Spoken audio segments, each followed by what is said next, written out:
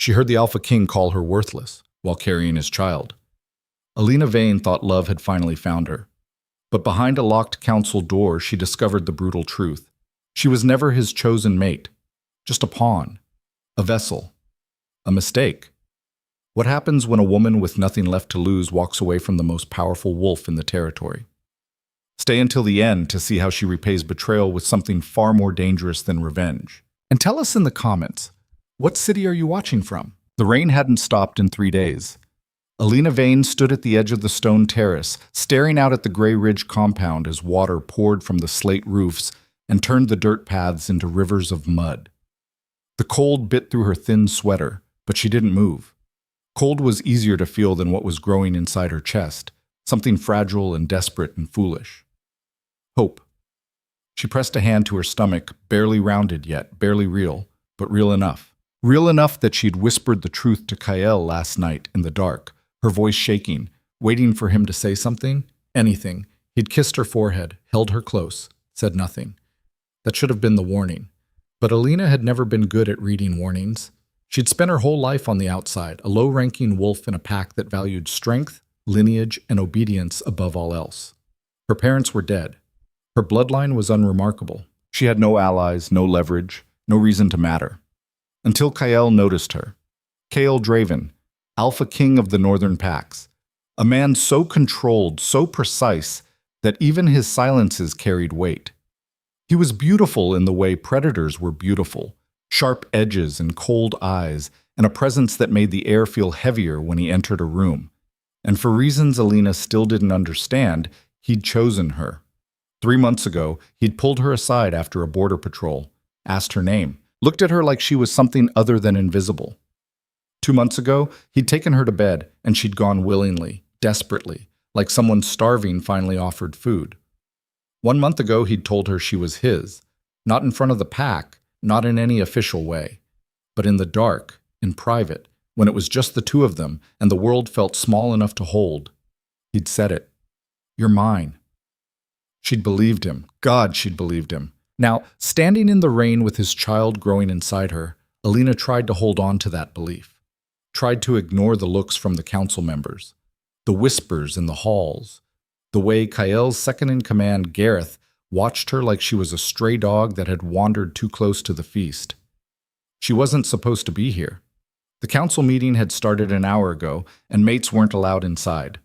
Alina wasn't even officially a mate, just a woman the Alpha had taken to bed. No ceremony, no bond declaration. Nothing that would make her presence legitimate in the eyes of the pack. But she'd come anyway. Because tonight, she was going to tell him, officially, in front of witnesses if necessary, that she was carrying his heir. That had to mean something, that had to change things. Didn't it?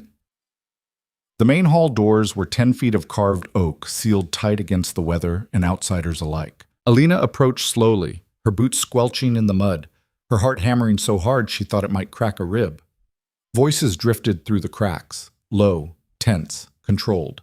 She recognized Kael's voice immediately, calm, steady.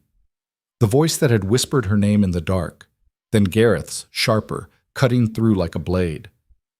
You can't be serious. Alina froze, one hand hovering near the door. I am. Kael's voice, still calm, still steady. The decision is made. She's a nobody, Gareth said flatly, and Alina's stomach turned to ice.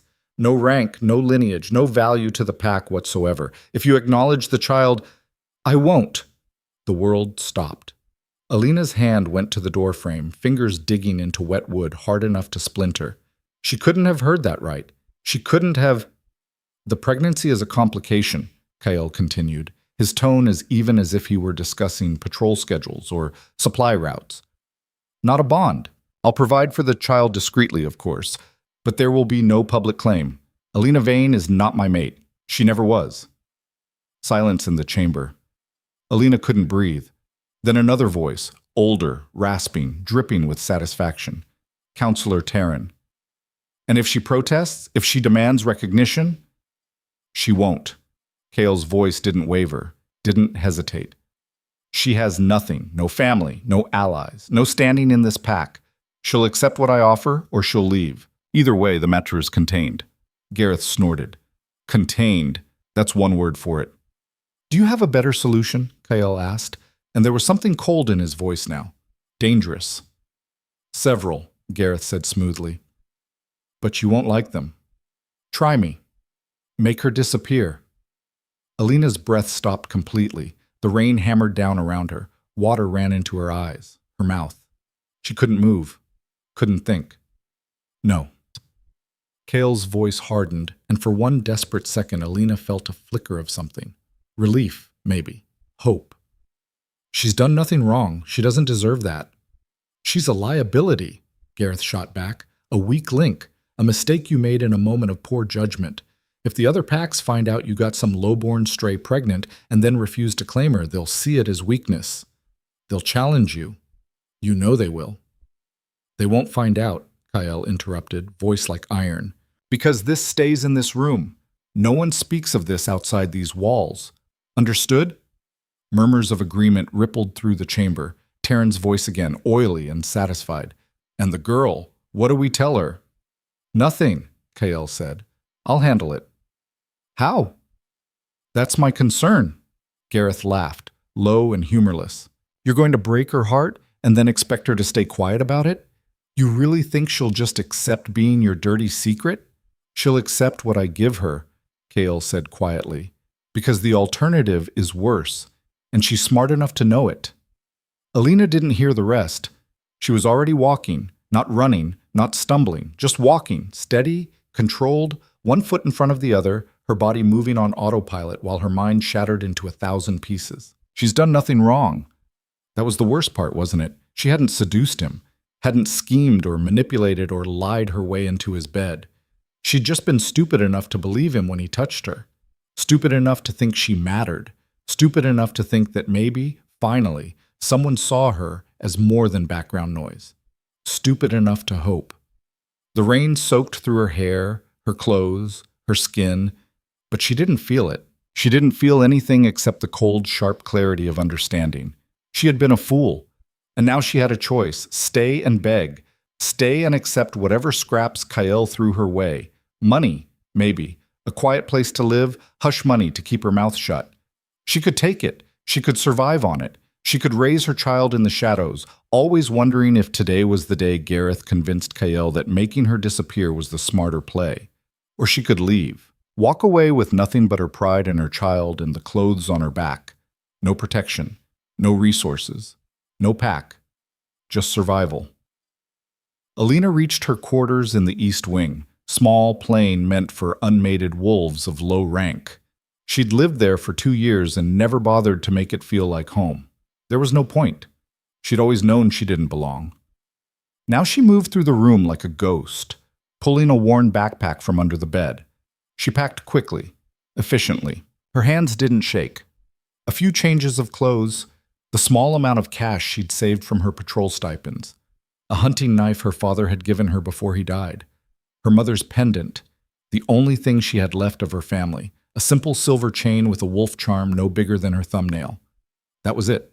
23 years of life, and it all fit in one bag. She didn't leave a note, didn't write some tearful goodbye or accusatory letter. There was no one to read it, no one who would care. Kyle certainly wouldn't. She slung the bag over her shoulder, took one last look at the room, and walked out. The perimeter guards didn't stop her. Why would they? She was nobody, just another low-rank wolf leaving in the rain. They probably didn't even look twice.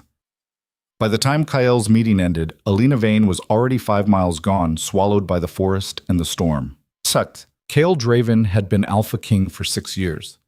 In that time, he'd fought off 3 territorial challenges, brokered peace with 2 rival packs, and dismantled a smuggling ring that had been bleeding his territory dry for nearly a decade.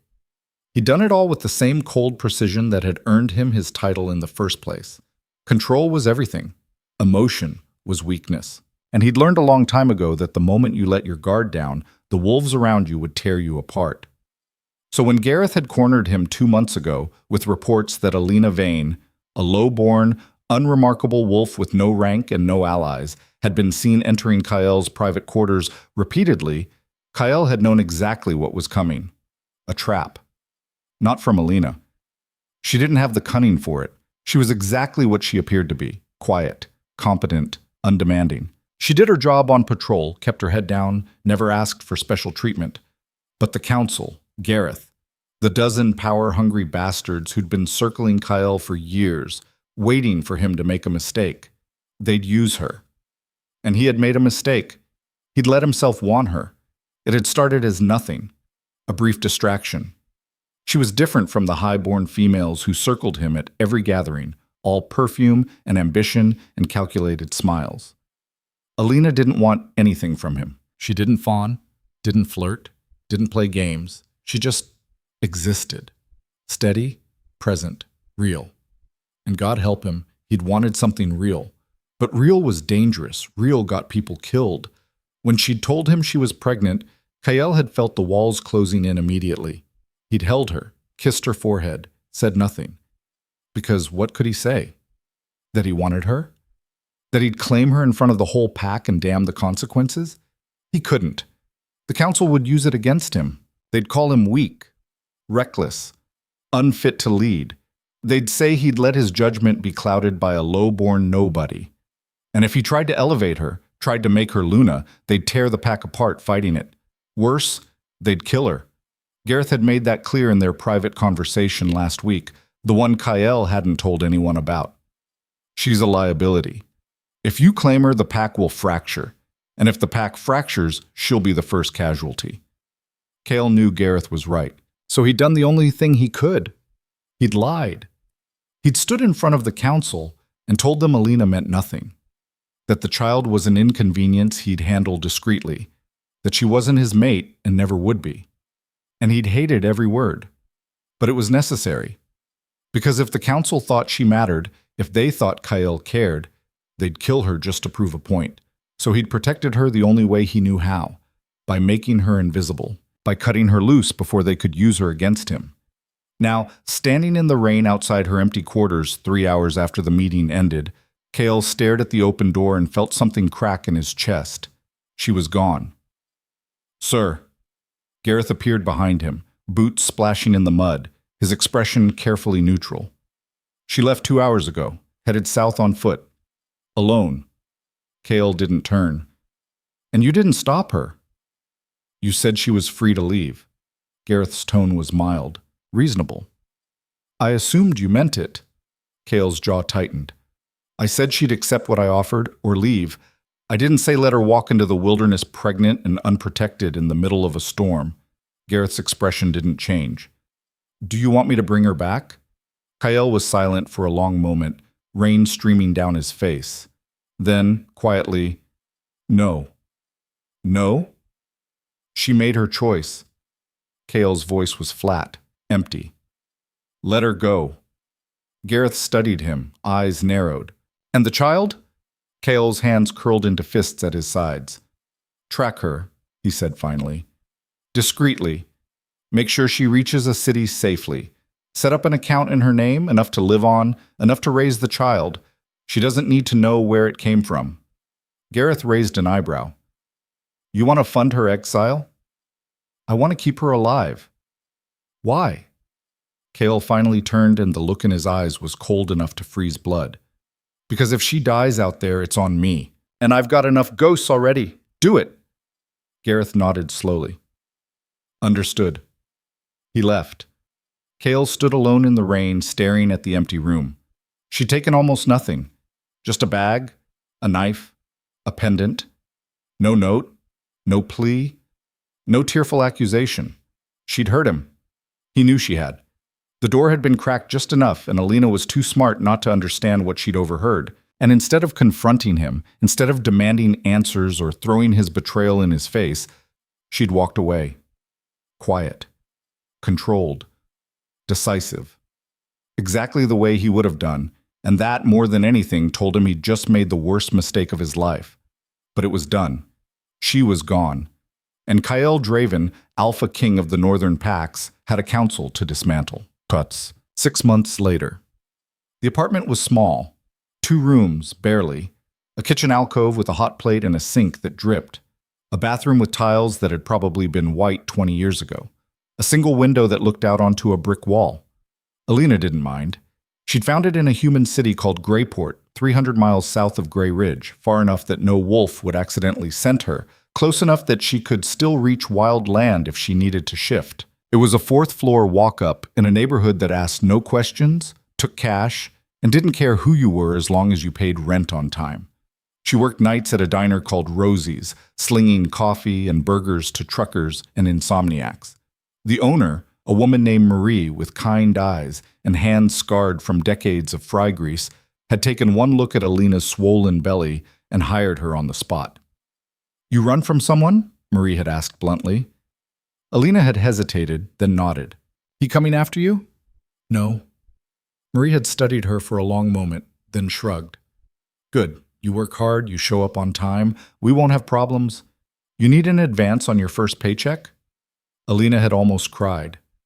She didn't, though. She'd learned not to cry.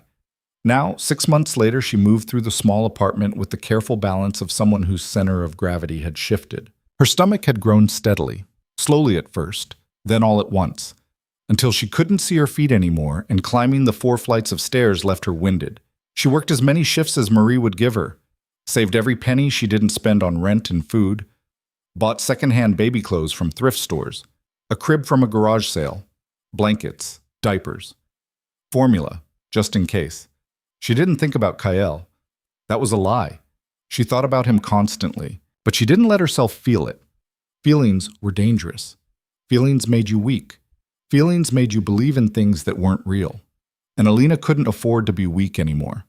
So she worked, she saved, she prepared. And when the contraction started 2 months later, sharp and sudden and too early, 7 weeks before her due date, she didn't panic.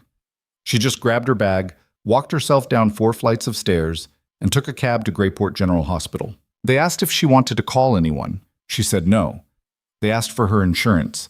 She gave them a fake name and said she'd pay cash. They asked if she was sure she didn't want anyone with her. She said she was sure. And then she delivered her son alone in a sterile white room that smelled like antiseptic and fear, with only a tired nurse holding her hand. The baby was small, underweight, 5 pounds, 3 ounces, but strong. God, he was strong. He didn't cry much, just watched her with pale, knowing eyes that looked too old for an infant, eyes the color of winter skies. Kael's eyes. Alina held him for the first time, still shaking from exhaustion and pain and the weight of everything she'd lost, and made a promise. She would never let him feel invisible. She would never let him believe he was unwanted. And she would raise him to be stronger than any alpha who'd ever tried to make her small. She named him Lior. It meant my light. And he was. 3 years later, Lior was walking by 8 months, talking in full sentences by 1 year, reading picture books by 2. Alina told herself it was normal. Wolves matured faster than humans. Everyone knew that, but even she couldn't ignore the way other children stepped back when Lior entered a room at the park, the way dogs whined and tucked their tails when he walked past, the way his eyes sometimes flashed gold in the dark, reflecting light like an animal's. He was stronger than he should be, faster, more aware. At 3 years old, he could lift things that should have been impossible. He never got sick, never got hurt beyond scrapes that healed within hours. And Alina knew, she knew, that it was only a matter of time before someone noticed. So she taught him to hide it, to walk slower, to lose games on purpose, to smile and play and pretend he was just like every other human child. And Lior, brilliant and perceptive and dangerously obedient, learned. "Why can't I run fast, Mama?" he'd asked once, watching other kids play tag in the park. "Because we're different," Alina had told him gently, "and different can be dangerous. People don't always like what they don't understand." "Are we hiding?" "We're being careful."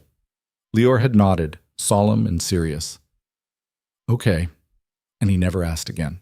They lived quietly, carefully. Alina had worked her way up to manager at the diner, which meant better pay and regular hours. She'd managed to save enough to move them to a slightly better apartment, still small, but it had 2 bedrooms, a lock that actually worked, and windows that didn't leak when it rained. It was enough. Marie babysat sometimes when Alina had to work late. She was the only person in Greyport who knew Alina at all, And even then, Alina had never told her the whole truth. Just enough. Just that she'd left someone dangerous. That she was raising her son alone. That she didn't want to be found. Marie never pushed for details, and Alina was grateful. Life was small, contained, safe. Until the day she came home and found the apartment door ajar. Alina's blood went cold. She'd locked it. She always locked it. She was obsessive about it.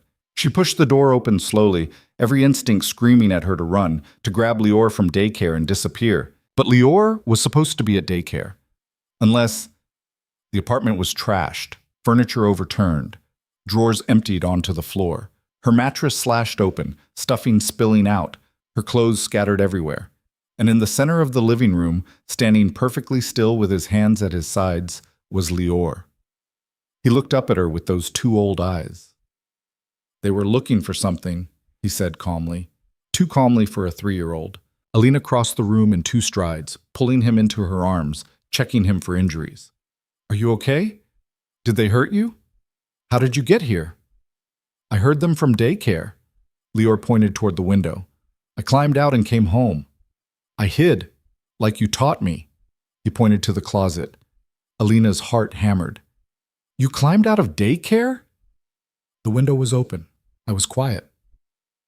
He was 3 years old. The daycare was 6 blocks away. Alina held him tighter, trying not to shake. Good. You did good, baby. You're so smart.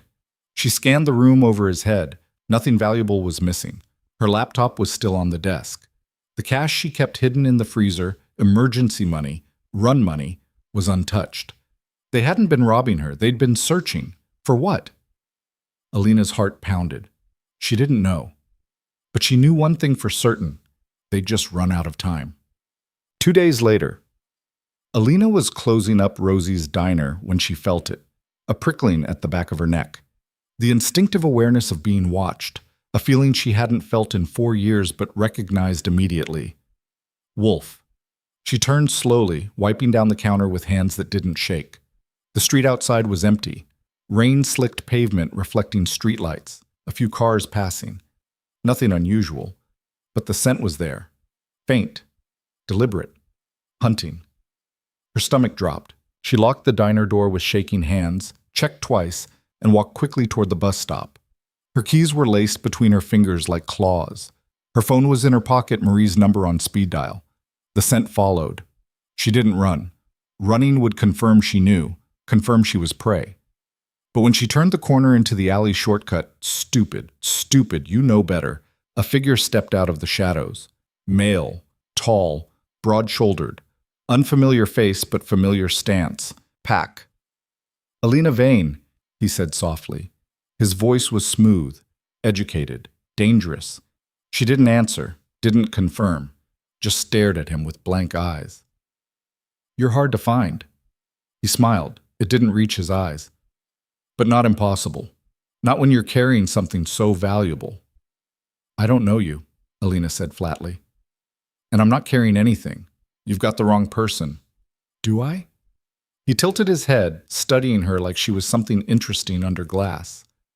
Alina Vane, 27 years old, former Grey Ridge Pack, low rank, disappeared 4 years ago without a trace, and more importantly, mother of a son fathered by Kyle Draven himself. Alina's blood turned to ice. I don't know what you're talking about. Don't you? He stepped closer, and she could see his eyes now, amber, predatory. A child. Unclaimed. Unprotected. Do you have any idea how valuable that makes him? How many packs would pay for leverage over the Alpha King? Alina's hand tightened on her keys. Stay away from my son. Or what? He laughed softly. You'll fight me? You're a low-rank Omega, sweetheart. You couldn't fight your way out of a wet paper bag. That's why you ran in the first place, isn't it? Because you knew you were nothing. He was right, and he knew it. But Alina had learned a long time ago that strength wasn't the only weapon. You touch him, she said quietly, meeting his eyes. And I'll make sure every pack from here to the coast knows exactly who sent you. I'll scream it from the rooftops. I'll go to Kyle myself. I'll tell him everything, and you'll spend the rest of your very short life wishing you'd walked away. The wolf paused, studied her, then laughed. You think Kael cares? He threw you away, sweetheart, called you worthless in front of his whole council. You're nothing to him, less than nothing. Maybe, Alina said, but his son isn't. The wolf's smile faltered. Just for a second. Just long enough. Alina drove her keys into his throat. He staggered back, choking, hands going to his neck, and she ran. Ran like her life depended on it, because it did. She made it 3 blocks before she heard footsteps behind her. Faster than hers, heavier, closer. She wasn't going to make it. Her lungs burned. Her legs screamed. She was human slow right now. Couldn't risk shifting in the middle of the city. Couldn't risk exposure. And then a growl, low, primal, furious. The footsteps behind her stopped. Alina spun around, gasping for air, and froze. Standing between her and the wounded wolf, silhouetted against the streetlight, was a man she'd spent 4 years trying to forget. Kael Draven. He looked exactly the same. Tall, controlled, dangerous. His dark hair was longer, touching his collar. His face was harder, if that was possible. But his eyes, those cold, pale eyes, were locked on the wolf behind her with an expression Alina had never seen before. Murder. Run, Kael said quietly. She didn't know if he was talking to her or the other wolf. The wounded wolf took one look at Kael's face and bolted. Kael let him go. Then he turned to Alina, and for the first time in 4 years, they stood face to face. "Hello, Alina," he said softly. She couldn't breathe, couldn't think, couldn't do anything but stare at the man who'd broken her heart and walk away like she meant nothing. "You need to come with me," Kael said. "Now. It's not safe here." Alina found her voice. "No." His eyes narrowed. "This isn't a request." "I don't care." Her voice was steady, cold. "I'm not going anywhere with you. They know about Lior." Everything stopped. "How do you know his name?" Alina whispered. Kael's expression didn't change. "I've always known. Did you really think I'd let you disappear without making sure you were safe?" "Safe?" Alina laughed, and it sounded broken even to her own ears. "You called me worthless. You said I was nothing. You threw me away like garbage. I was protecting you. By breaking my heart? By keeping you alive." Kael's voice was hard, flat. "The council would have killed you if I'd claimed you. So I made you invisible. I made you worthless. I made sure they wouldn't see you as a threat." "And it worked, didn't it?" Alina's voice cracked. "I spent 4 years invisible. 4 years alone. Raising your son by myself while I dismantled every single member of that council," Kael interrupted, his voice like iron. "One by one. It took 4 years, but they're gone. All of them. Dead or exiled. The pack is mine now, truly mine. And you're safe." Alina stared at him. "I don't believe you." "I don't care if you believe me." Kael stepped closer. "But you will come with me, because that wolf you stabbed, he's not alone. There are more. And they will kill you to get to Lior. Then I'll run. You can't run forever. Watch me." Kael's jaw tightened. "I won't let you. You don't get a say. He's my son." "He's my son," Alina snarled, and for the first time she felt her wolf rise, furious, protective, ready to tear him apart. "You lost the right to claim him when you threw me away. When you called me nothing. When you let me walk out into a storm pregnant and alone." Kael flinched. It was barely visible, just a flicker in his eyes. But Alina saw it, and she felt nothing. "I'm sorry," Kael said quietly. "I don't want your apology." "Then what do you want?" Alina met his eyes. "I want you to leave. I want you to go back to your pack and your throne and forget we exist. Like you did for 4 years." "I never forgot." Kael's voice was rough now, raw. "Not for a single day." "Then you're a better actor than I thought." Silence. Kael stared at her for a long moment. Then he said very quietly, "They're coming for him, Alina. Tonight. Maybe tomorrow. But soon. And when they do, you won't be able to stop them alone." "So what do you want me to do? Come crawling back? Beg for your protection?" "No." Kael's eyes were steady, serious. "I want you to let me fight beside you, as equals, Not as alpha and omega, not as king and subject, as partners. Alina laughed bitterly. You don't know how to be equals. Then teach me. She stared at him. He stared back. And in the distance, Alina heard sirens. Someone had called the police about the disturbance. She had seconds to decide. Run. Again. Take Lior and disappear into another city, another life, always looking over her shoulder. Or trust the man who'd shattered her. Trust the man who claimed he'd spent 4 years protecting her from the shadows. Trust the father her son had never met. Alina closed her eyes, took a breath, and made her choice. One condition, she said. Hale waited. You meet Lior. You look him in the eye. And if he doesn't want you, if he's afraid, if he doesn't trust you, you walk away. Forever. No arguments, no second chances. Hale's expression didn't change, but something in his eyes shifted. Agreed, he said quietly. Alina nodded. Then let's go. And together, they disappeared into the night. The safe house was 40 miles outside Greyport, buried deep in forest that hadn't seen human footprints in decades. Kael drove in silence, his hands steady on the wheel, his eyes flicking to the rearview mirror every 30 seconds. Alina sat in the passenger seat, arms crossed, staring out the window at the darkness rushing past. She hadn't spoken since they'd left the city, hadn't asked where they were going, hadn't argued. She was saving her strength, because when they got wherever they were going, she was going to need it. The road turned to gravel, then dirt, then nothing at all. Just 2 tire tracks through the undergrowth.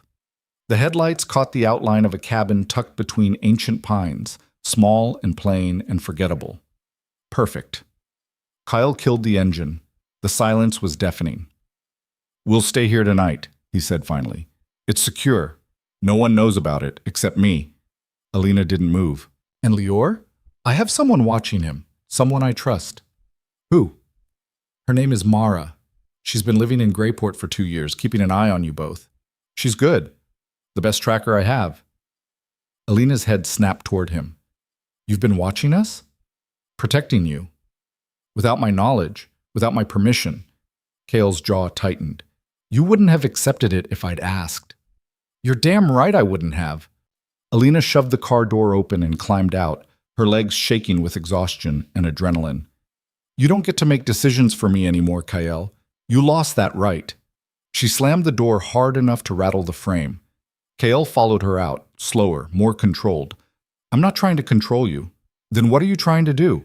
Keep you alive. Alina laughed bitterly. For 4 years, I kept myself alive. Me. Alone. I didn't need you then, and I don't need you now. You needed the money I sent. She froze, turned slowly. What? Kael met her eyes. The bank account, the deposits every month. You thought it was some kind of government assistance program? Alina's stomach dropped. That was you? Yes. You... She couldn't finish the sentence, couldn't breathe around the fury rising in her chest. You've been paying me off? Buying your guilt? I've been making sure my son had food and shelter. Kael's voice was flat, hard. That's not guilt. That's responsibility. Responsibility would have been claiming him, Alina shouted, and her voice cracked. Responsibility would have been standing beside me instead of throwing me away like I was nothing. I told you why I did it. And I told you I don't care. Alina stepped closer, her hands curling into fists. You made a choice, Kael. You chose your throne over me, over us. And now you show up 4 years later expecting what? Gratitude? Forgiveness? I expect nothing, Kael said quietly, but I'm asking for a chance. Why? Why now? Because the threat is real. Because Gareth's people are still out there, and they won't stop until they have Lior. And because... He stopped, looked away. Because what? Kael's voice was rough. Because I'm tired of pretending I don't care. Silence. The forest around them was alive with night sounds, crickets, wind through the pines, something small rustling in the underbrush. Alina's heart hammered so loud she thought Kael must be able to hear it. It's too late, she said finally. Whatever you think you feel, whatever you think you want, it's too late. Kael looked at her then, really looked at her, and his eyes were full of something she'd never seen before. Regret. I know, he said softly. And somehow, that was worse. Alina turned and walked toward the cabin, her vision blurring. She would not cry. Not here, not in front of him. Inside, the cabin was bare but clean. A single room with a wood stove, a table, 2 chairs, and a narrow cot in the corner. No electricity, no running water. Just survival. Alina sank onto one of the chairs and put her head in her hands. Cale stood in the doorway watching her. There's a well outside, he said quietly, and firewood stacked on the porch. I'll get a fire going. She didn't answer. He left, and Alina finally let herself break. Ook. By the time Cale came back inside with an armload of wood, Alina had pulled herself together. Her eyes were dry. Her hands were steady. She sat at the table, staring at the wall, her face a mask. He built the fire in silence, efficient and practiced. The flames caught quickly, filling the room with flickering light and warmth. You should eat something, Cale said, pulling a package of trail mix from his jacket pocket and setting it on the table. Alina didn't touch it. When can I see Lior? She asked. Tomorrow. First light. Mara will bring him here. And if I don't believe you, if I think this is some kind of trap, Cale's eyes were steady. Then you can leave right now. I won't stop you. She studied him, searching for the lie. Found nothing. Why are you doing this? She asked quietly. Really, not the speech about responsibility or protection. The truth. Kyle was silent for a long moment. Then he sat down across from her, his hands flat on the table between them. Because I made a mistake, he said. The worst mistake of my life, and I've spent 4 years trying to fix it without you ever knowing. But it's not enough. It'll never be enough. And He stopped, swallowed. I need you to know that I'm sorry. Even if you never forgive me, even if you walk away tomorrow and I never see you again, I need you to know. Alina stared at him. He looked older, tired. The lines around his eyes were deeper, his shoulders heavier with weight she couldn't see. He looked like a man who'd been fighting a war by himself. I don't know if I can forgive you, she said finally. I don't know if I even want to. I know. But I need you to understand something. She leaned forward, her voice low and fierce. Lior is mine. I raised him. I fed him. I protected him. I taught him how to hide what he is because I knew the world would destroy him if they found out. And if you think you can just walk in and take him from me, I would never. Kael's voice was sharp, absolute. He's yours, Alina. I know that. I'm not here to take him. I'm here to stand with you, both of you, if you'll let me. And if I say no, then I'll still protect you from the shadows, like I've been doing. But I'll stay away. I promise. Alina searched his face. He meant it. She could see it in his eyes, hear it in his voice, and that terrified her more than anything. Because part of her, the part she'd tried to kill 4 years ago, wanted to believe him, wanted to let him in, wanted to stop fighting alone. One night, she said finally. You get one night to prove you're not lying. Tomorrow, when Lior gets here, we'll see. But if he's scared of you, if he doesn't want you around, I'll leave, Kael said quietly. I swear it. Alina nodded, and for the first time in 4 years, she let herself hope. Just a little. She woke before dawn to the smell of coffee. Alina sat up on the cot, disoriented. The cabin was still dark, the fire burned down to embers. But through the window, she could see the first pale light of morning touching the treetops. Kael stood by the wood stove, pouring coffee from a battered pot into 2 tin cups. He'd changed clothes, dark jeans, a plain shirt, boots. He looked less like an alpha king and more like a man trying to disappear. You kept a coffee pot here? Alina asked, her voice rough with sleep. He glanced at her. I kept supplies, in case I needed to disappear. From what? From everything. She understood that. He handed her a cup. Their fingers brushed and Alina pulled back like she'd been burned. Kael didn't react, just moved to the window, staring out at the forest. Mara will be here soon, he said. With Lior. Alina's heart jumped. How soon? 30 minutes, maybe less. She was on her feet immediately, running her hands through her hair, trying to smooth her clothes. She probably looked like hell. She didn't care. Did she tell him anything? Alina asked. Does he know? She told him you were safe, that you'd see him soon, that's all. Alina exhaled slowly. Good. That's good. Kyle turned to look at her. Are you ready? For what? For him to meet me. Alina met his eyes. Are you? Kale's expression was unreadable. No. At least he was honest. 20 minutes later, Alina heard the sound of an engine approaching. She was out the door before Kyle could stop her, racing down the dirt path toward the road. A black SUV pulled up, dust rising around the tires. The back door opened, and Lior climbed out. He was small for his age, 3 years old but still built like a toddler, all big eyes and serious expression. His dark hair was messy, his clothes rumpled, but he was whole, unharmed, safe. Mama, he shouted and ran straight into her arms. Alina caught him, lifting him up, burying her face in his hair. He smelled like soap and sleep and home. Are you okay? She whispered. Did anyone hurt you? I'm okay. Lior pulled back, studying her face with those 2 old eyes. The lady said you were in trouble. Are we running again? Alina's throat tightened. Not yet. Maybe not at all. Lior frowned. Why not? Because we're going to try something different. What? Alina set him down gently, then turned to face the cabin. Kyle stood in the doorway, perfectly still, his eyes locked on Lior. And for the first time since Alina had known him, Kyle Draven looked afraid. Lior, Alina said softly, there's someone I want you to meet. Lior looked up at Kyle. Kyle looked back, and the air between them seemed to hum with something Alina couldn't name. Lior tilted his head. Who is he? Alina took a breath. He's your father, Kyle said quietly. Lior blinked. Then, in the blunt way only children could manage, he said, I thought you didn't want us. Kale flinched like he'd been shot. Alina's heart broke all over again. Kale's voice cracked. He cleared his throat, tried again. I made a mistake. A terrible mistake. And I'm sorry.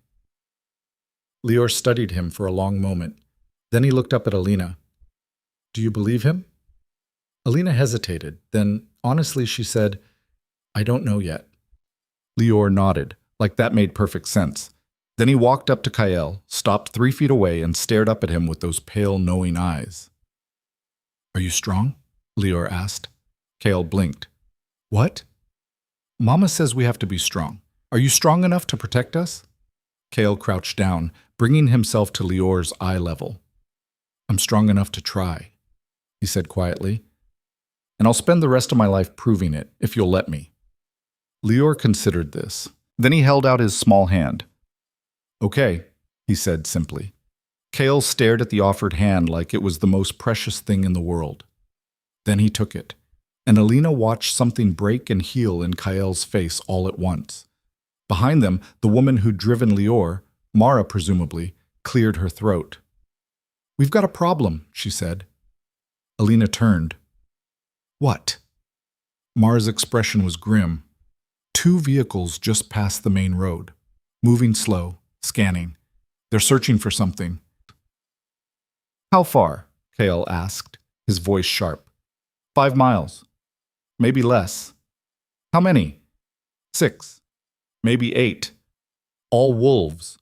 Kale stood, his hand still holding Lior's. Gareth's people? Probably. Alina's stomach dropped. Already? How did they find us? They didn't. Mara's eyes were cold. They're searching grid patterns. They'll find us eventually. Kale's jaw tightened. How long do we have? An hour? Maybe 2. Not enough time to run, Alina said. No, Kale agreed. So we fight. Against 8 wolves? Alina stared at him.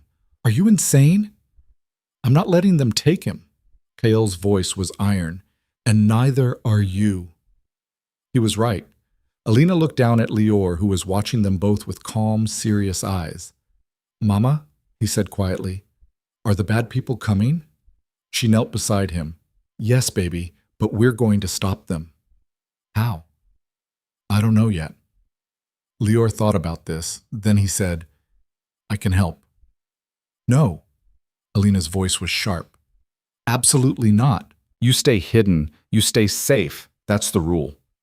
But I'm strong, Lior insisted. I can fight. You're 3 years old. I'm not normal 3. Lior pulled his hand from Kael's and looked up at both of them. I know I'm not. I've always known, and I can help. Alina looked at Kael, helpless. Kael was staring at Lior with something like awe. He's right, Kael said quietly. He's not normal. I can feel it. His presence, his strength. He's a child, Alina snapped. He's my son. Kael's eyes were steady. And if he's anything like you, he's a survivor. We don't have to put him in danger, but we can't ignore what he is either. Alina wanted to argue, wanted to scream, but she knew he was right. Lior wasn't normal. He'd never been normal, and maybe it was time to stop pretending. Fine, she said finally, but he stays in the cabin, hidden. Only if everything goes wrong, only then does he do anything. Understood? Lior nodded solemnly. Understood. Kael looked at Mara. Can you hold them off? Mara smiled, and it was a predator's smile. For a little while. Good. Kael turned to Alina. Can you shift? I haven't shifted in 4 years. Can you? Alina took a breath. Yes. Then we fight together, you, me, and Mara, 3 against 8. Terrible odds. I faced worse. Alina almost laughed. When? When I dismantled the council. Kael's eyes were cold, hard. I killed 12 wolves in 3 years. All of them stronger than me, all of them more connected. But I won, because I was willing to do what they weren't. What's that? Anything. The word hung in the air between them. Alina looked at this man, this stranger who was somehow the father of her child, and realized she barely knew him at all. But she knew one thing. He meant what he said. All right, she said. Then let's end this. Ooh. They had 40 minutes to prepare. Kael and Mara moved through the cabin and surrounding forest like soldiers, setting traps, marking sight lines, creating choke points. Alina watched them work, her mind racing. She hadn't fought in years, hadn't shifted, hadn't let her wolf out except in dreams, but the wolf was still there, waiting, hungry. Lior sat on the cot inside, perfectly calm, his small hands folded in his lap. Mama? He said quietly. Alina knelt beside him. Yes, baby? Are you scared? She wanted to lie, wanted to tell him everything would be fine, but he deserved the truth. Yes, she said. I'm scared. Me too. That's okay. Being scared means you're smart. Lior nodded, then very quietly he said, I can feel them, the bad people. They're getting closer. Alina's blood ran cold. How can you feel them? I don't know, I just can. Lior looked up at her with those pale eyes. They're angry, and they want to hurt us. They won't. Alina gripped his shoulders. I won't let them. Do you understand? No matter what happens, I will protect you. I know. Lior hugged her suddenly, fiercely. I love you, Mama. Alina held him tight, breathing in the smell of his hair, memorizing the weight of him in her arms. I love you too, she whispered, more than anything. Outside, Mara appeared in the doorway. They're here, she said. Alina's heart stopped. She kissed Lior's forehead, then stood. Stay inside. No matter what you hear, no matter what you see, you stay hidden. Promise me. I promise. Alina walked outside. Kael stood at the edge of the clearing, his body already shifting, muscles rippling, bones restructuring, skin giving way to fur. It had been so long since Alina had seen a shift that she'd forgotten how brutal it was, how beautiful. Mara was already in wolf form, a sleek gray predator with amber eyes and bared teeth. Alina took a breath and let go. The shift hurt. It always hurt. Bones breaking and reforming, skin tearing and healing, every nerve screaming in protest. But underneath the pain was relief, freedom, power. When it was done, Alina stood on 4 legs, her senses exploding with information. She could smell them now, 8 wolves moving through the forest, spreading out in a hunting formation. Professional, organized, deadly. Kale's wolf was massive, black fur, pale eyes, built like a tank. He glanced at her once, and she saw recognition there. Approval. Then he turned to face the forest. And they came. The first wolf burst through the tree line at full speed, teeth bared, aiming straight for Kale. Kale met him head on, and the collision sounded like thunder. Two more came from the sides, trying to flank. Mara took one, moving like liquid lightning. Alina took the other. She'd forgotten what it felt like to fight. The violence of it. The clarity. Her teeth found fur and flesh. Her claws tore and ripped. Blood filled her mouth, hot and copper. The wolf beneath her yelped and twisted away, limping. Around her, chaos. Kale fought like a machine. No wasted movement, no hesitation. Every strike calculated. Every attack lethal. Mara was faster, deadlier, dancing between enemies like a ghost. But there were too many. Alina felt teeth sink into her shoulder and screamed, a wolf scream, high and furious. She spun, snapping at the attacker, but another hit her from behind, driving her to the ground. She couldn't breathe, couldn't move, couldn't... A roar split the air. Not a wolf's roar. Something else. Something ancient. The wolves attacking her froze, and Alina looked up to see Lior standing in the cabin doorway. No, no, no, no. But Lior wasn't afraid. His eyes were glowing, not gold, not wolf, pure silver. And the power rolling off him was so strong that every wolf in the clearing, friend and enemy alike, dropped to their bellies in instinctive submission. Kale shifted back to human form, staring at his son in shock. Lior took a step forward, and when he spoke, his voice was too old, too deep, too powerful for a 3-year-old child. "Leave," he said simply. And the enemy wolves ran, fled like prey, disappeared into the forest without a sound. The clearing fell silent. Alina shifted back, her body shaking, blood streaming from a dozen wounds. She stared at her son. Lior's eyes faded back to pale blue. He swayed on his feet and collapsed. Alina caught him before he hit the ground, her heart hammering. "Lior!" She shook him gently. "Baby, wake up!" He didn't respond. Kyle was beside her in an instant, his hands checking Lior's pulse, his breathing. "He's alive," Kale said roughly. "Just exhausted. Whatever he did, it drained him." Alina held her son close, tears streaming down her face. "What is he?" she whispered. Kale's eyes met hers. "I don't know," he said quietly. "But we're going to find out."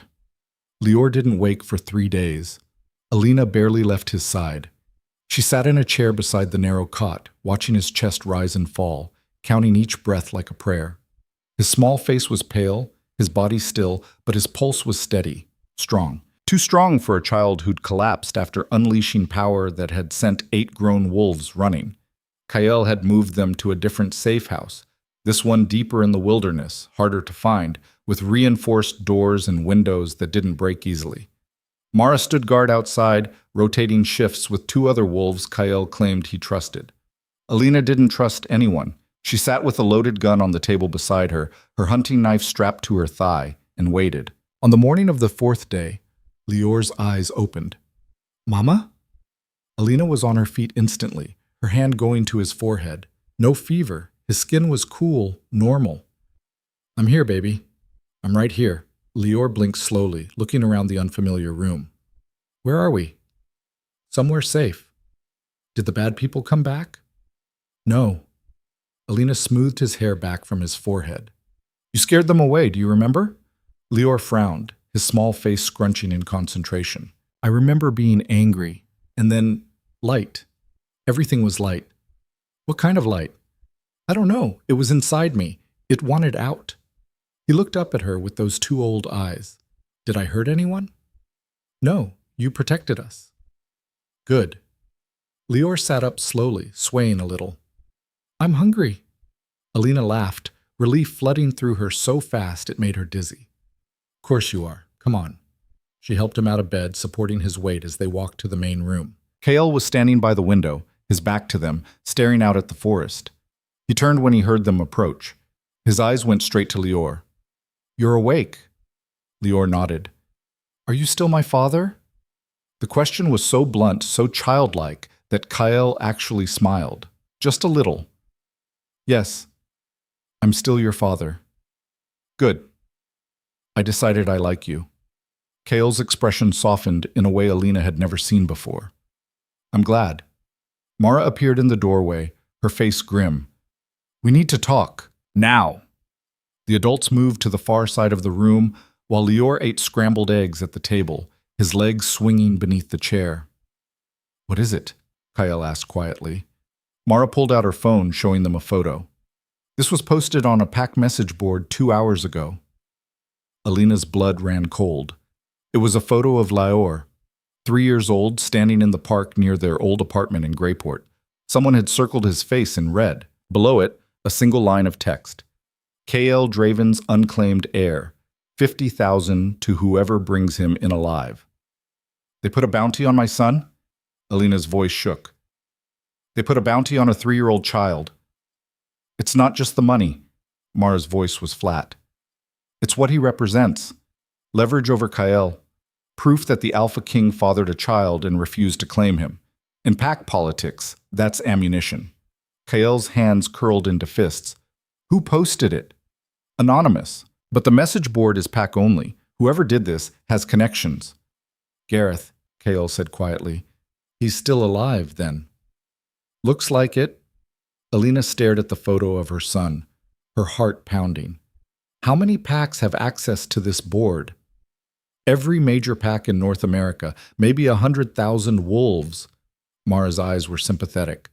I'm sorry, Alina, but you're not invisible anymore, and neither is he. Alina looked at Lior, happily eating eggs, oblivious to the fact that he'd just become the most wanted child in the wolf world. What do we do? She asked quietly. Kale's voice was cold, hard. We go back. Alina's head snapped toward him. What? To Grey Ridge. To the pack.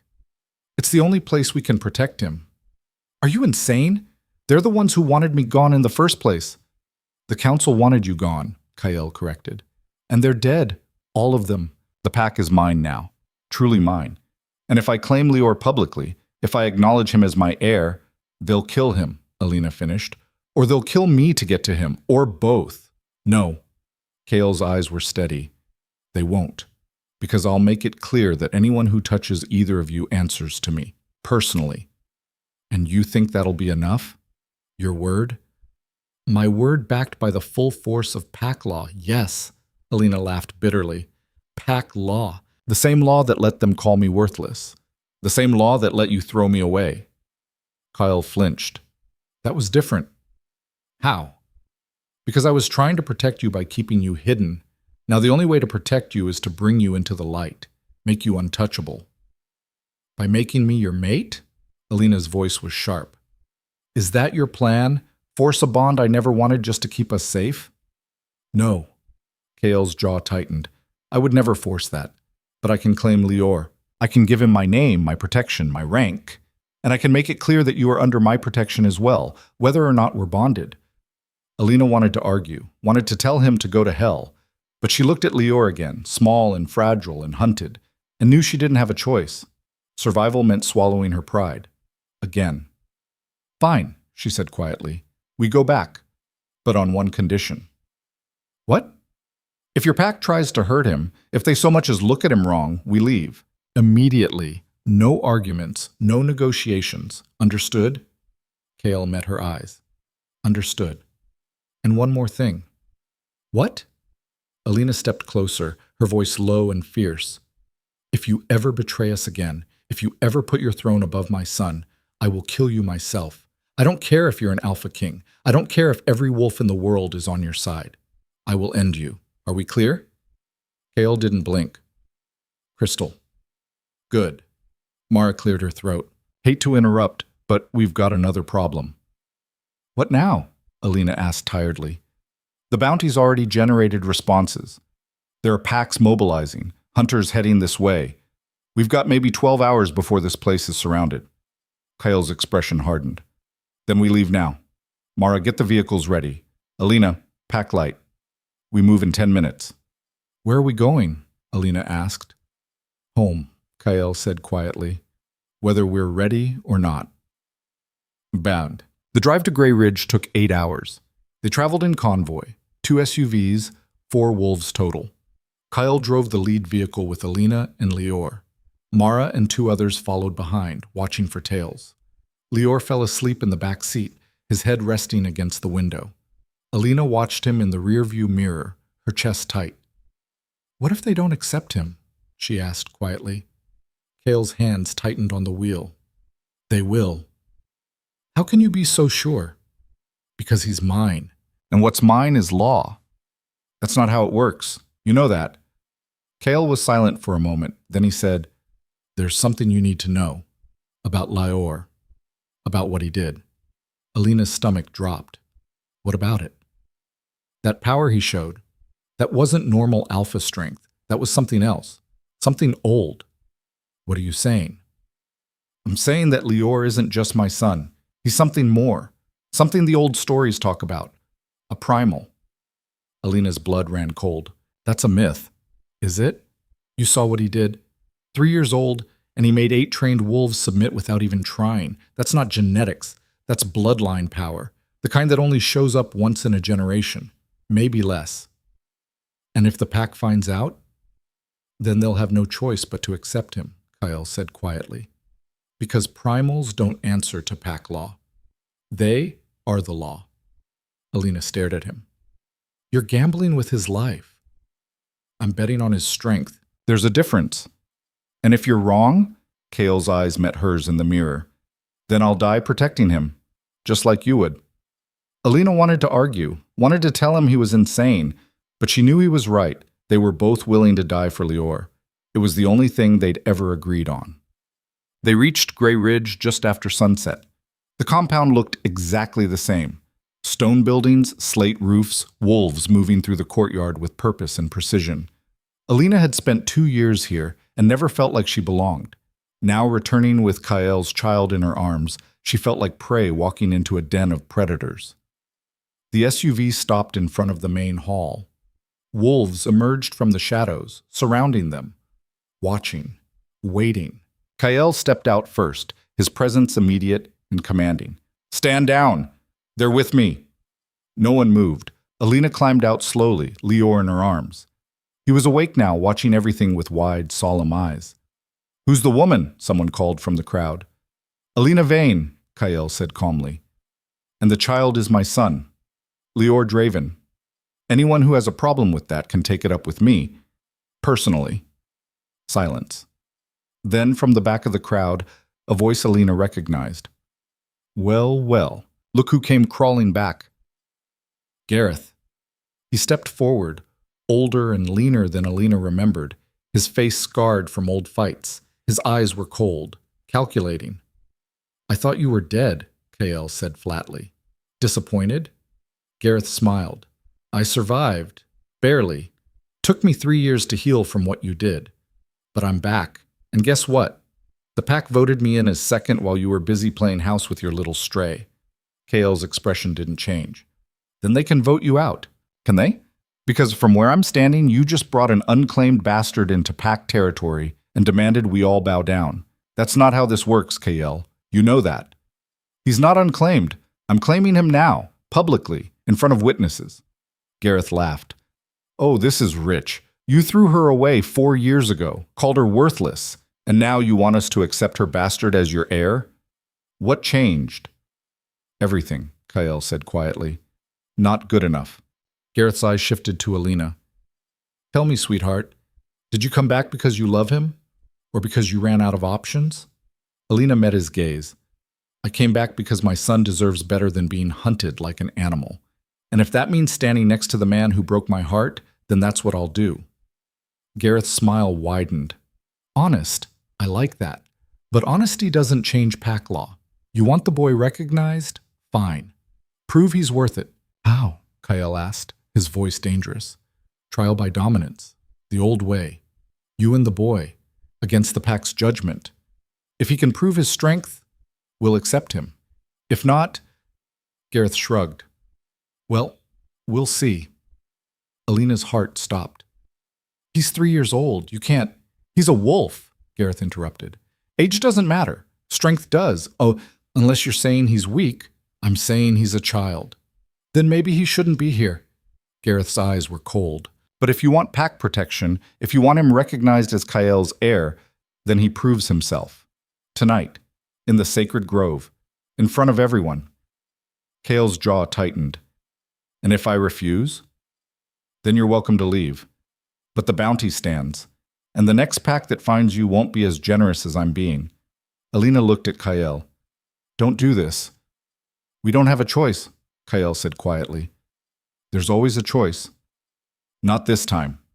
Kael turned to Gareth. Fine. The sacred grove, 1 hour. But if anyone lays a hand on my son before he's ready, I'll tear them apart. Understood? Gareth smiled. Understood. The crowd parted, letting them through. Alina carried Lior toward the guest quarters, her mind racing. This was a trap. It had to be. Gareth was setting them up for failure, for humiliation, for... Mama, Lior said quietly. It's okay. She looked down at him. What? I can do it. I'm strong. You'll see. Lior, this isn't a game. These people want to hurt you. I know. His eyes were calm, too calm. But I'm not scared. You should be. Why? You're here, and he's here. Lior looked at Kael, who was walking beside them. We're together. That makes us stronger. Alina's throat tightened. When had her 3-year-old become wiser than she was? The sacred grove was a clearing deep in the forest, ringed by ancient trees and lit by torches. The entire pack had gathered, over 200 wolves standing in a circle, watching. Alina stood at the edge with Lior, her hand on his shoulder. Kael stood beside her, his face unreadable. Gareth stepped into the center of the clearing. The trial is simple, he announced. The boy will face 3 challenges: strength, speed, dominance. If he passes all 3, he's recognized as Kael Draven's heir. If he fails even one, Gareth smiled. Well, we'll discuss that later. What are the challenges? Kael asked. First challenge, strength. The boy will lift the ancestor stone. It weighs 300 pounds. If he can move it, he passes. Alina's heart sank. 300 pounds. Lior weighed maybe 30. That's impossible, she said. Then he fails. Gareth's smile widened. Unless you'd like to forfeit now? Kael looked at Lior. Can you do it? Lior nodded. I think so. You think so? I'll try. Kael crouched down, meeting Lior's eyes. Listen to me. You don't have to do this. We can leave right now. Find another way. No. Lior's voice was firm. I want to do it. I want them to see. See what? That I'm yours. Lior looked at Alina. And hers. And that we belong together. Kael's expression cracked just for a second. Then he nodded. All right, show them. Lior walked to the center of the clearing. The ancestor stone was a massive piece of granite, worn smooth by centuries of pack rituals. It sat in the middle of the grove like a monument. Lior stood in front of it, small and fragile and impossibly young. The crowd murmured. Someone laughed. Alina's hands curled into fists. Lior placed his small hands on the stone, closed his eyes, and pushed. Nothing happened. The crowd's murmurs grew louder. Gareth smirked. Alina started to step forward, to pull Lior away, to end this nightmare. And then Lior's eyes snapped open. Silver, pure blazing silver. The air around him shimmered, and the stone moved, not a little, not a wobble. It lifted. 300 pounds of solid granite rising into the air like it weighed nothing. The crowd fell silent. Lior held it there for 3 seconds, then set it down gently, and collapsed. Alina caught him before he hit the ground, her heart hammering. Lior! He was breathing, alive, just unconscious again. She looked up at Gareth, fury blazing in her chest. He did it! He passed! Gareth's smile had vanished. 1 challenge. There are 2 more. He's unconscious. Then he forfeits. Like hell he does. Kael's voice was ice. The trial is suspended until he recovers. Pack law allows it. Pack law allows the council to decide, Gareth shot back. And I'm the council now. You're second, not alpha. Kael stepped forward. And I'm still Alpha King, so unless you want to challenge me directly, you'll wait. Gareth's eyes narrowed. Careful, KL. The pack's patience isn't infinite. Neither is mine. They stared at each other, the tension thick enough to choke on. Then Gareth smiled. Fine. He gets 1 hour, but if he's not ready by then, the trial continues without him, and you accept the consequences. He turned and walked away. The crowd dispersed, murmuring. Alina looked down at Lior, unconscious in her arms, and felt the weight of every choice she'd ever made crashing down on her. Kale knelt beside them. We need to get him inside. We need to leave, Alina whispered. Now, before they kill him. They won't. How do you know? Kale looked at her, and his eyes were full of something she'd never seen before. Fear. Because if they try, he said quietly, I'll burn this entire pack to the ground. And for the first time, Alina believed him. Lior woke 30 minutes later. They were in a private room in the main hall, small, sparse, with guards posted outside. Not to protect them, Alina suspected, to keep them from running. Mama? Lior's voice was weak. I'm here. Alina smoothed his hair back. How do you feel? Tired. Did I do good? You did amazing, baby. Can I rest now? Alina's throat tightened. Not yet. There are 2 more challenges. Lior's face fell. Oh. You don't have to do them, Kyle said quietly. We can leave. Right now. And go where? Lior asked. No one had an answer. A knock on the door. Mara stepped inside, her face grim. Time's up. They're waiting. Alina looked at Lior. You don't have to do this. Lior sat up slowly. Yes, I do. Why? He looked at her with those ancient, knowing eyes. Because you taught me to fight. And I'm not done fighting yet. Alina wanted to cry, wanted to scream, wanted to grab him and run and never look back. But she didn't. Because he was right. They weren't done fighting. Not yet. The second challenge was speed. Lior had to outrun a full-grown wolf across the length of the grove. It was impossible. He was 3 years old, his legs were a fraction of the length, but when the signal was given, Lior ran, and the silver light blazed around him again. He moved so fast he was almost a blur, his small body cutting through the air like a knife. The wolf chasing him couldn't keep up. Lior crossed the finish line first. The crowd erupted. Alina's knees went weak with relief, but Gareth just smiled. 1 more challenge, he said. The third challenge was dominance. Lior had to make a full-grown wolf submit without touching them. Just presence. Just will. Gareth stepped forward. I'll be his opponent. Kale's eyes went cold. No. Why not? Afraid your bastard can't handle it? I'm afraid you'll cheat. I don't need to cheat, Gareth smiled. The boy's already exhausted. This'll be over in seconds. Alina looked at Lior. He was swaying on his feet, barely able to stand. Please, she whispered. Stop this. Gareth and Lior faced each other in the center of the grove. The crowd fell silent. Gareth's eyes flashed gold. His dominance rolled out like a wave, crushing and absolute. Lior didn't move, didn't flinch, just stared at Gareth with those silver eyes. And then he spoke. Not in a child's voice, in something older, deeper. Kneel. The word hit like a physical blow. Gareth's knees buckled. He fought it. Alina could see him fighting, every muscle straining, every instinct screaming, but his body didn't listen. He dropped to his knees, then to his stomach, submitting completely. The crowd gasped. Lior swayed and collapsed again. Alina ran to him, catching him, holding him close. Kyle stood over Gareth, his expression dark. The trial is over.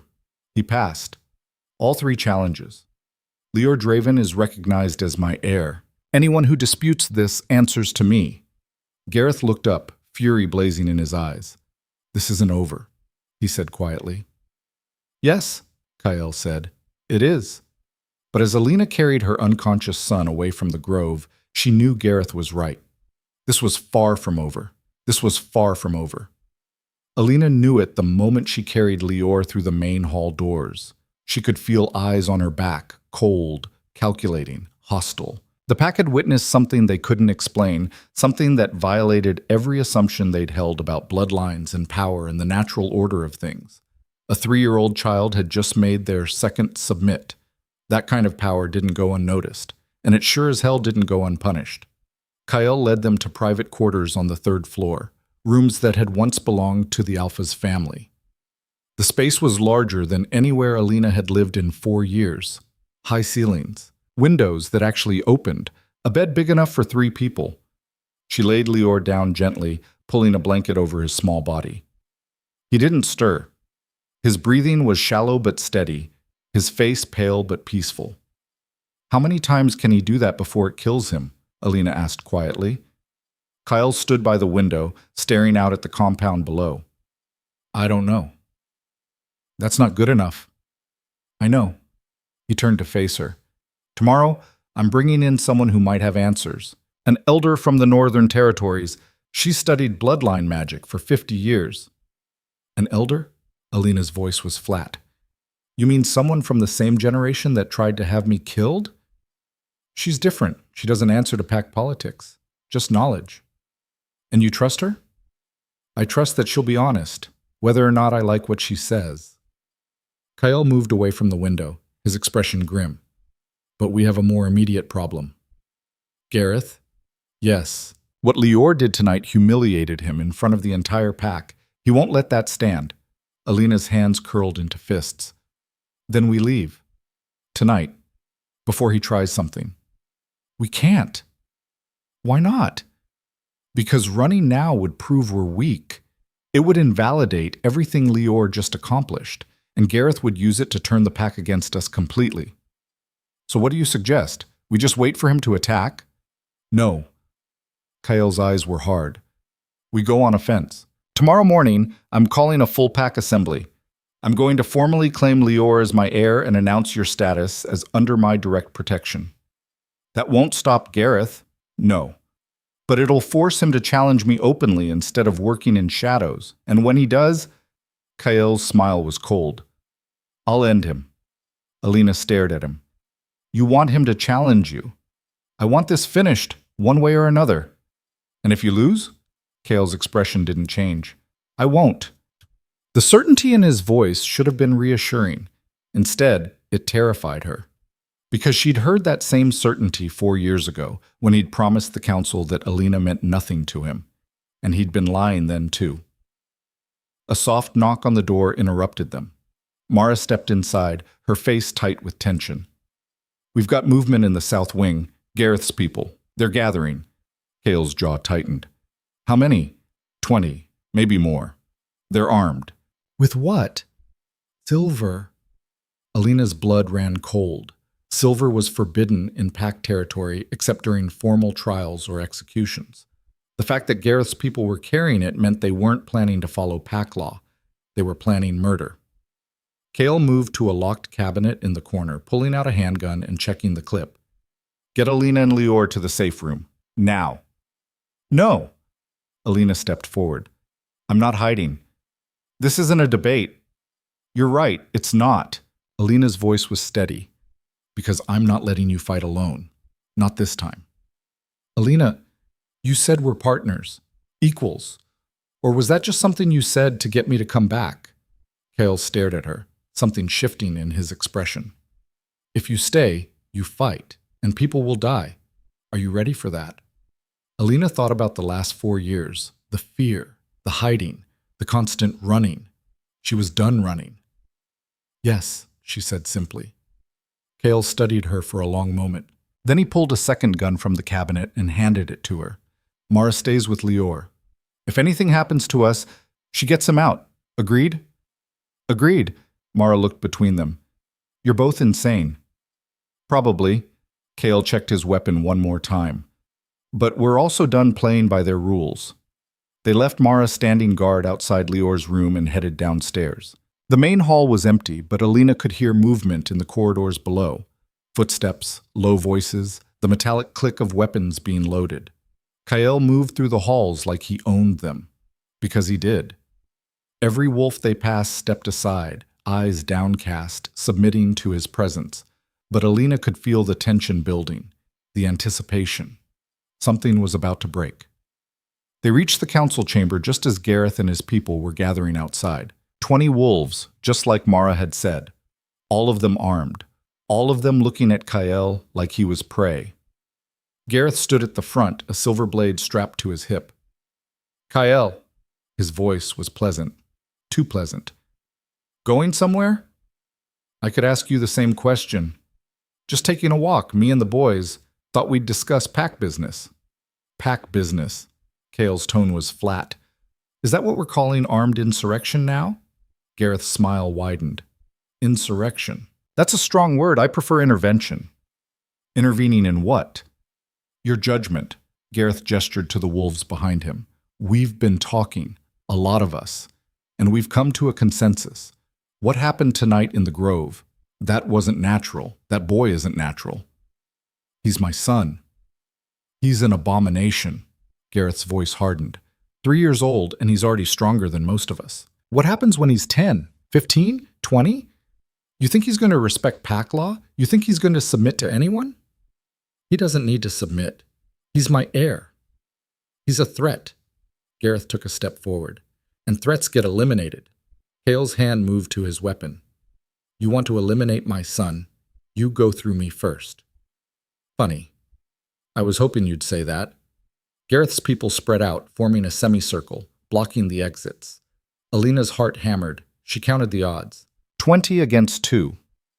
Even with guns, those weren't good numbers. But Kael didn't look worried.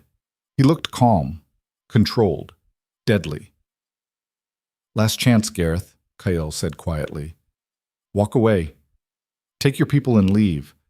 I'll give you until dawn. Or what? Or I kill all of you. Gareth laughed. You and what army? Just me. The words hung in the air. Then Gareth's smile vanished. Take them. Everything happened at once. The wolves surged forward. Kael moved faster, his gun coming up. 3 shots fired in rapid succession. 3 wolves dropped before the others even registered what was happening. Alina fired 2, aiming low, going for legs instead of kill shots. She wasn't a murderer, but she'd protect herself. 2 more wolves went down screaming. The rest hesitated. And in that moment of hesitation, Kael struck. He moved like violence given form, every motion precise, every strike lethal. He didn't waste energy, didn't showboat, just killed efficiently and moved to the next target. Alina had never seen anything like it. A wolf came at her from the side. She turned, fired, missed. The wolf tackled her, driving her to the ground. She felt teeth close around her shoulder, tearing through fabric and skin. She screamed and drove her knee up hard, catching the wolf in the throat. He gagged, loosening his grip just enough for her to twist free and fire point blank into his chest. He dropped. Alina scrambled to her feet, bleeding, shaking, alive. Around her, chaos. Half of Gareth's people were down. The other half were retreating, realizing they'd miscalculated badly. Gareth himself stood frozen, staring at Kael with something like fear in his eyes. You killed them, Gareth whispered. Your own pack. You actually killed them. They stopped being pack the moment they came for my family. Kael's voice was ice. And so did you. He raised his gun. Wait, Kael fired. The bullet took Gareth in the shoulder, spinning him around. He hit the ground hard, gasping. Kael stood over him, the gun aimed at his head. Kael, Alina's voice was hoarse. Don't. Why not? Because if you execute him like this, you're no better than the council that tried to kill me. Kael's finger tightened on the trigger. He was going to murder our son. I know, and he deserves to die. But not like this, not execution style in a hallway. Alina moved closer. Make it official. Pack law. Public trial. Let everyone see what he did. Let everyone witness his judgment. Kael was silent for a long moment. Then he lowered the gun. You're right. He looked down at Gareth. Get up. Gareth clutched his bleeding shoulder, his face twisted in pain and rage. This isn't over. Yes, Kael said quietly. It is. You're going to stand trial tomorrow, in front of the entire pack. for attempted murder of the Alpha's heir. And when they find you guilty, and they will, you'll be exiled. Permanently. No pack, no territory, no protection. You can't. I'm Alpha King. I can do whatever I want. Kale gestured to the surviving wolves. Take him to the holding cells. Anyone who tries to free him joins him. They moved quickly, dragging Gareth away. The hallway fell silent except for the moans of the wounded and the smell of blood. Alina looked at the bodies scattered across the floor, wolves she didn't know, had never met, who'd died trying to kill her son, and felt nothing. No guilt, no remorse, just cold, hard satisfaction. Kael was beside her suddenly, his hand on her wounded shoulder. You're hurt. I'm fine. You're bleeding. I've bled before. Alina met his eyes. Is it always like this? Being Alpha? Yes. Then I don't know how you've survived this long. Practice. Kael's expression softened just a fraction. You did well. Most people freeze in their first real fight. I'm not most people. No, you're not. They stood there in the blood-soaked hallway, and for the first time Alina saw Kael clearly, not as the man who'd broken her heart, not as the Alpha King who'd thrown her away, but as a survivor, just like her. Someone who'd done terrible things to protect the people he loved, someone who carried ghosts, someone who was tired of fighting alone. Come on, she said quietly. Let's check on Lior. They found him still sleeping, Mara standing guard with a drawn weapon and fury in her eyes. What happened? Mara demanded. Gareth made his move, Kael said. We ended it. How many dead? 12. Mara whistled low. The pack's going to lose their minds. Let them. Kael moved to Lior's bedside, his expression softening as he looked at his sleeping son. They need to understand what happens when someone threatens what's mine.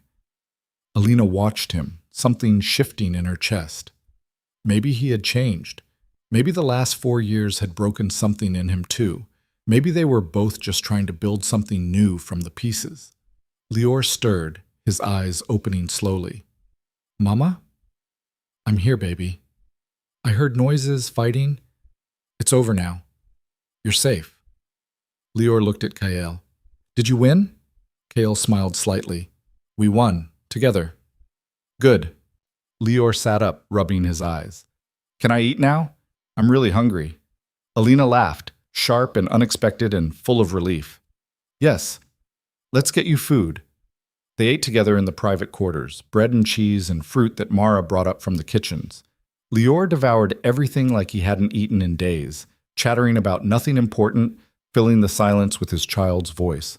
Normal, safe, alive. For the first time in 4 years, Alina let herself believe they might actually survive this. The trial happened at dawn. The entire pack gathered in the great hall, over 300 wolves, packed shoulder to shoulder, watching as Gareth was brought forward in chains. He looked smaller than before, older, broken. Kael stood at the front, his presence commanding absolute silence. Gareth Stone, Kael's voice rang out, clear and cold. You stand accused of conspiracy to murder, attempted assassination of the Alpha's heir, and armed insurrection against lawful authority. How do you plead? Gareth lifted his head, defiance still burning in his eyes. I plead that I did what needed to be done. That boy is dangerous, unnatural, and you're too blind to see it. The boy, Kael said quietly, is 3 years old, and you tried to murder him in his sleep. I tried to save this pack.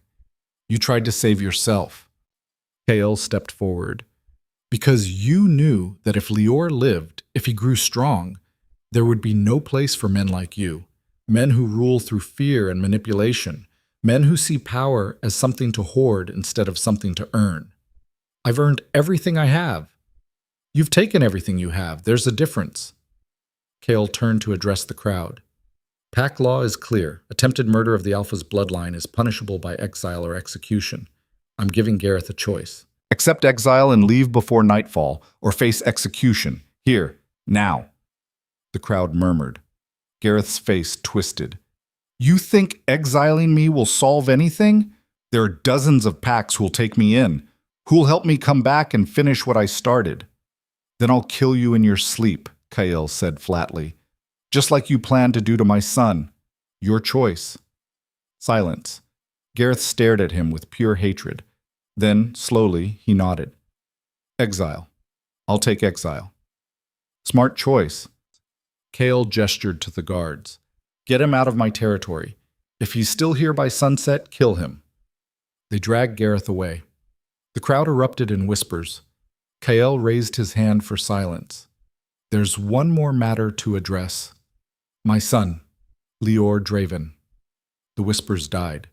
Kael gestured, and Alina stepped forward with Leor's hand in hers. Her heart hammered as 300 pairs of eyes locked onto them. This is my son, Kael said.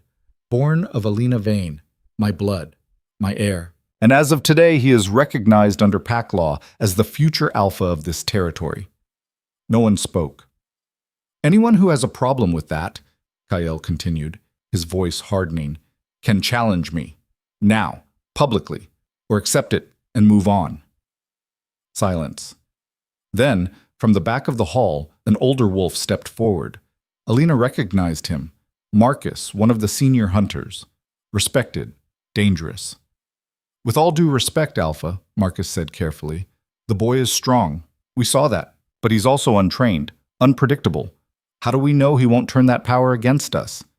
Because I'll teach him not to, Alina said before Kael could respond. Marcus's eyes shifted to her. You? Me. I raised him for 3 years alone. Taught him control, taught him kindness, taught him that strength means protecting the weak, not crushing them. Alina's voice was steady. You want to know if he'll be a good alpha? Then watch how he grows. Watch who he becomes. And judge him on his actions, not his bloodline. Marcus studied her for a long moment. Then he nodded slowly. Fair enough? He stepped back. No one else challenged. Kyle looked at Alina with something like pride in his eyes. Then he turned back to the crowd. Leor Draven is my heir. Alina Vane is under my direct protection. Anyone who harms either of them answers to me personally. This is not a request. This is law. Dismissed. The crowd dispersed slowly, still murmuring, but the hostility had shifted. Not to acceptance, not yet, but to grudging respect. Alina exhaled slowly, her legs shaking. They'd done it. Survived the night, won the trial, claimed their place. It wasn't over, not by a long shot. But it was a start. Leor tugged on her hand. Mama? Can we go play now? She looked down at him, small and bright-eyed and completely oblivious to the fact that he'd just changed the course of pack history. Yes, baby, we can play. Kael fell into step beside them as they walked out of the hall. That was well done, he said quietly. What you said to Marcus, about teaching him. I meant it. I know. That's why it worked.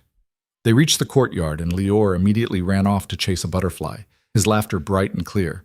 Alina watched him, her chest tight with something she couldn't name. We're really doing this, she said quietly. Staying here. Raising him as your heir. Yes. And you think it'll work? I think we'll make it work. Kael looked at her. Together. Alina wanted to argue, wanted to point out all the ways this could still go wrong, but she didn't, because for the first time in 4 years she wasn't alone, and that was enough. For now.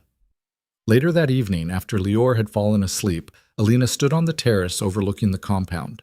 The same terrace where she'd stood 4 years ago, listening to rain and dreaming of belonging. She'd been so young then, so naive. Now she was older, harder, scarred in ways that would never fully heal. But she was still standing. Kael joined her, 2 cups of coffee in his hands. He offered her one. She took it. They stood in silence, watching the lights flicker in the windows below. I'm sorry, Kael said finally, for what I did to you, for what I said, for all of it. Alina didn't answer right away, then quietly she said, I'm not ready to forgive you. I don't know if I ever will be. I know, but I'm willing to try, for Leor's sake, and maybe, she paused, maybe for mine too. Kael looked at her and something in his expression cracked open. That's more than I deserve. Probably. Alina took a sip of coffee. But I'm not doing this for you. I'm doing it because I'm tired of running, tired of being afraid. Tired of raising my son in the shadows. So what do you want? Alina met his eyes.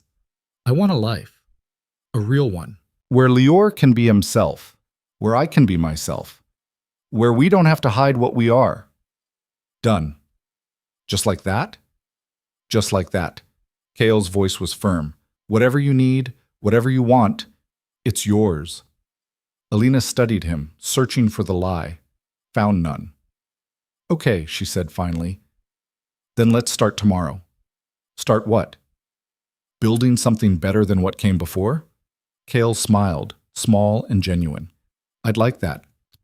They stood together in the darkness, watching their son's window glow with warm light.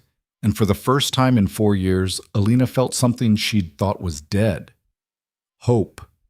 Real hope.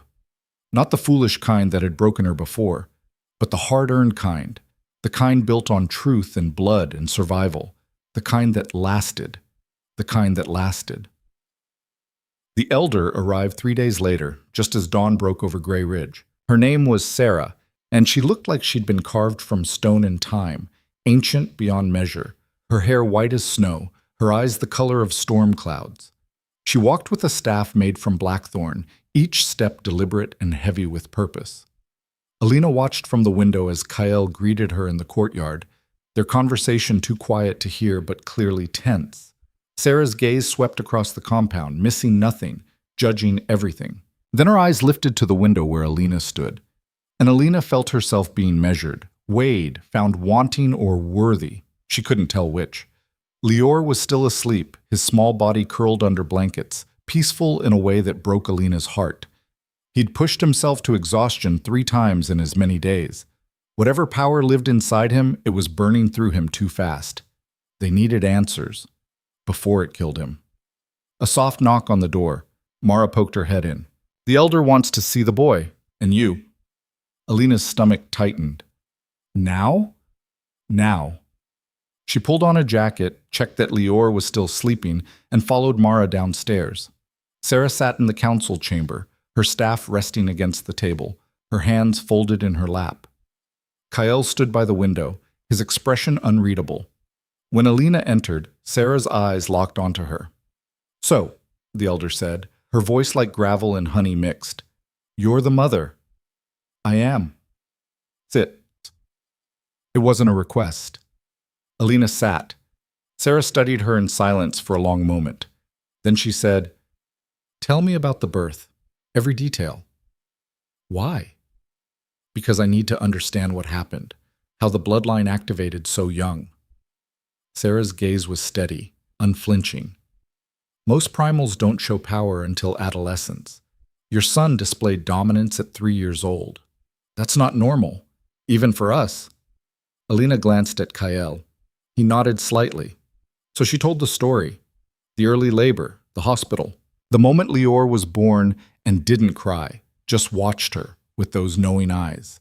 Sarah listened without interrupting. When Alina finished, the elder was quiet for a long time. Then she said, The boy isn't just primal. He's something older, something the packs haven't seen in generations.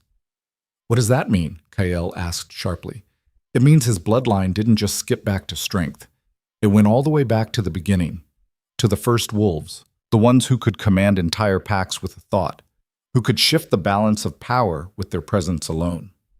Sarah's expression was grave. Your son is what we call an origin, a wolf whose bloodline is so pure, so undiluted, that he carries the full weight of ancestral power. Alina's heart stopped. Is that dangerous? Extremely. To him and to everyone around him. Sarah leaned forward. That kind of power isn't meant for a child's body. It's too much, too raw. Every time he uses it, he's burning through his own life force. How do we stop it? Alina's voice cracked. How do we save him? You can't stop it, but you can teach him to control it, to channel it without destroying himself. Sarah looked at Kael. That's why I'm here, to train him. How long will it take? Kael asked. Years, maybe a decade. Origins don't mature like normal wolves. They need careful guidance, discipline, and most importantly, Sarah's eyes shifted back to Alina. They need love. Because power without love becomes tyranny, and your son has enough power to break this world if he chooses. Alina felt cold all over. He's 3 years old. He doesn't want to break anything. He just wants to play. Now, yes, but what about when he's 10, 15, 20? Sarah's voice was gentle but firm. You've seen what he can do when he's angry or afraid. Imagine that power in the hands of a teenager who doesn't understand consequences. Then we'll teach him consequences, Alina said fiercely. We'll teach him right from wrong. We'll make sure he understands that power means responsibility, not dominance. Sarah smiled slightly. Good. That's the right answer.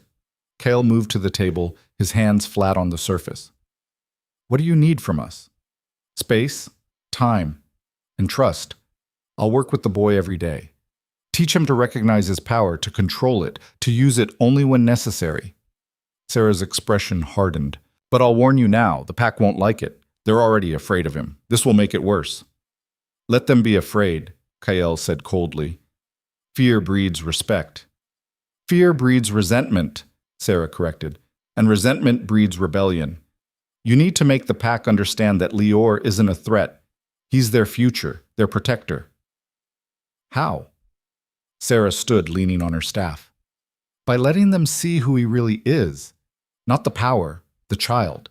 Let him play with their children. Let him help with hunts. Let him be visible, accessible, human. She looked at Alina. That's your job. You keep him grounded. You keep him kind. Because if he loses his humanity, the power will consume him. Alina swallowed hard. I won't let that happen. Good. Sarah moved toward the door, then paused. One more thing. The mother of an origin carries a burden most can't imagine. You'll be blamed for everything he does wrong, praised for nothing he does right. The pack will resent you for giving birth to something they can't control. I've been resented before, Alina said quietly. I'll survive. Sarah studied her. Yes, I believe you will. She left. Kael exhaled slowly, running a hand through his hair. An origin. I knew he was strong, but you didn't know he could destroy us all, Alina finished. Neither did I. We'll protect him. From what? The pack? Other territories? Himself? Alina stood, her legs shaking. How do you protect someone from their own power? The same way you've been doing for 3 years, Kael said quietly. With love, with boundaries, with the truth. Alina wanted to believe him, wanted to think it would be that simple, but nothing had ever been simple in her life. Why would this be any different? The next 2 weeks were the hardest of Alina's life. Sarah took Lior every morning, working with him in the training grounds behind the compound. Alina watched from a distance, her heart in her throat, as her 3-year-old son learned to summon and dismiss his power at will. It was terrifying and beautiful. Lior was a fast learner, too fast, Sarah said. He absorbed lessons like a sponge, his young mind adapting to concepts that should have taken years to understand. But the cost was visible. He was thinner, paler. His eyes had dark circles beneath them. He slept 12 hours a day and still woke up exhausted. He's pushing too hard, Alina told Sarah one afternoon. He needs rest. He needs training, Sarah replied calmly. If we stop now, the power will spiral out of control. Trust me. I don't trust anyone with my son's life. Sarah's expression softened. Then trust your son. He's stronger than you think. Alina wanted to argue, but watching Lior practice, focused and determined and utterly fearless, she realized Sarah was right. Lior was strong, stronger than she'd ever been at his age, maybe stronger than she'd ever be. Meanwhile, the pack was changing, slowly, cautiously, but changing. At first, they avoided Lior completely, crossed the street when they saw him coming, pulled their children away when he tried to play. It broke Alina's heart, but Lior didn't seem to notice. Or if he did, he didn't let it bother him. He just kept trying, offering to help with chores, sharing his toys, asking questions with genuine curiosity. And gradually, the pack started to respond. It started with the children. They were braver than their parents, less burdened by fear and politics. A little girl named Emma was the first to approach Lior in the courtyard, offering him a stick for the game she was playing. Lior had looked at her like she'd handed him treasure. Can I really play? He'd asked. If you want, Emma had said with a shrug. And just like that, the wall started to crack. Within days, Lior had a small group of friends, children who didn't care about bloodlines or power, who just wanted someone to chase butterflies and build stick forts with. The adults watched nervously at first, but when nothing terrible happened, when Lior didn't hurt anyone or lose control, they started to relax, just a little. Alina watched it all from the sidelines, her chest tight with pride and fear in equal measure. This was what she'd wanted, for Lior to have a normal childhood, to be accepted. But she couldn't shake the feeling that it was fragile, temporary. One mistake and it would all come crashing down. Kyle felt it too. She could see it in the way he watched Lior play, his expression torn between hope and worry. "He's doing well," Kyle said one evening as they stood together on the terrace. "Better than I expected." "He's 3, Alina said quietly. "He shouldn't have to work this hard just to be accepted." "No, he shouldn't. But that's the world we live in." "Then maybe we need to change the world." Kyle looked at her, something shifting in his expression. "What do you mean?" "I mean, maybe it's time to stop playing by the old rules. The ones that say power equals worth, that bloodlines matter more than character." Alina turned to face him. "What if we built something different? A pack where strength is measured by kindness, not dominance. Where children like Lior are celebrated, not feared." "You're talking about revolution." "I'm talking about evolution." Alina's voice was steady. "The pack is already changing. We saw it tonight. They're starting to accept Lior, starting to see him as more than just a threat. What if we pushed that further? What if we made it permanent?" Kyle was quiet for a long moment. Then he said, "It would take years, and it would mean dismantling everything the packs have built over centuries." "So? You dismantled the council. You exiled Gareth. You've already started tearing down the old system." Alina met his eyes. "Why stop now?" A slow smile spread across Kyle's face. "You know what? You're right." "I usually am." He laughed, genuine and warm. "When did you get so fierce?" "About 4 years ago," Alina said, "when you threw me away and I had to learn to survive alone." The laughter died. Kyle's expression sobered. "I'm sorry. I know I've said it before, but I need you to know I mean it. What I did to you was the worst thing anyone's ever done to me," Alina finished, "but it also made me stronger. Made me realize I didn't need anyone to save me. I could save myself." She paused. "And maybe that's what Lior needs to learn too. Not that we'll always protect him, but that he's strong enough to protect himself." Kyle nodded slowly. "Sarah said the same thing, that origins need to learn self-reliance, because eventually they'll stand alone. But then let's make sure when he stands alone, he's standing on solid ground." The real test came 3 weeks later. A delegation arrived from the Eastern Territories, 12 wolves representing 5 different packs, all demanding to see the origin child for themselves. Kyle met them in the Great Hall, Alina at his side, while Lior played in the courtyard under Mara's watchful eye. The lead delegate was a woman named Cassia, tall, sharp-featured, with eyes that missed nothing. "Alpha Draven," she said, her tone formal but not hostile. "We've heard disturbing reports about a child in your territory, a 3-year-old with primal power. We're here to verify the truth." "And if it's true," Kyle asked calmly, "then we need to discuss what happens next. An origin child is a resource, one that belongs to all the packs, not just yours." Alina's blood ran cold. "He's not a resource. He's my son." Cassia's eyes shifted to her. "And you are?" "His mother." "I see." Cassia's expression was unreadable. "And do you understand what you've brought into this world? The danger, the responsibility?" "Better than you ever will," Alina said flatly. Cassia raised an eyebrow. Bold words from someone with no rank. "She has rank," Kyle interrupted, his voice hard. "Alina Vane is under my direct protection, which means she speaks with my authority. Disrespect her, and you disrespect me." The delegate shifted uncomfortably. Cassia's expression didn't change. "Very well. Then let us see the child. If he's truly an origin, we'll know." Kale hesitated, then he nodded. "Fine. But you'll meet him on his terms, as a child, not a specimen." They walked to the courtyard. Lior was building a tower out of sticks, his small hands careful and precise. Emma and two other children sat nearby, watching with fascination. When he saw the strangers approaching, Lior looked up. His eyes went silver for just a second, instinctive, protective, then faded back to pale blue. Cassia stopped in her tracks. "It's true," she whispered. He's really just a child," Alina interrupted. "Playing, like children do." Lior stood slowly, brushing dirt from his pants. "Mama? Who are they?" "Visitors, baby. They wanted to meet you." Lior studied the delegates with solemn eyes. Then he walked up to Cassia and held out his hand. "I'm Lior. What's your name?" Cassia stared at the offered hand like it was a live grenade. Then, slowly, she took it. "I'm Cassia, from the Eastern Territories." "That's far," Lior said seriously.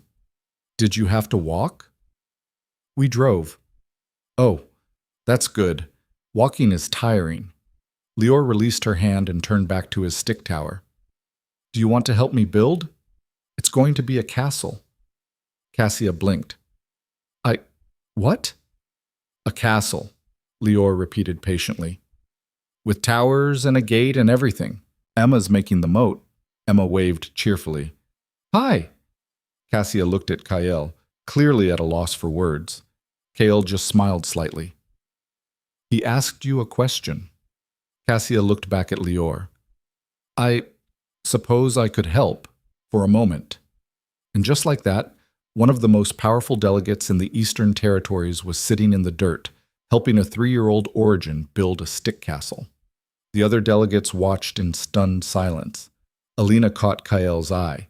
He was trying not to laugh. "Your son," he murmured, "is brilliant." "I know," Alina whispered back. 20 minutes later, the castle was complete. Lior stood back, admiring it with pride. "It's perfect. Thank you for helping, Cassia." Cassia stood, brushing dirt from her clothes, her expression dazed. "You're welcome." Lior looked up at her with those ancient eyes. "Are you going to take me away?" The question hung in the air. Cassia went very still. "What?" "Mama said you came to see if I'm dangerous, to decide if I should stay or go." Lior's voice was calm, factual. "So are you going to take me away?" Cassia looked at Alina, then at Kael, then back at Lior. "No," she said finally.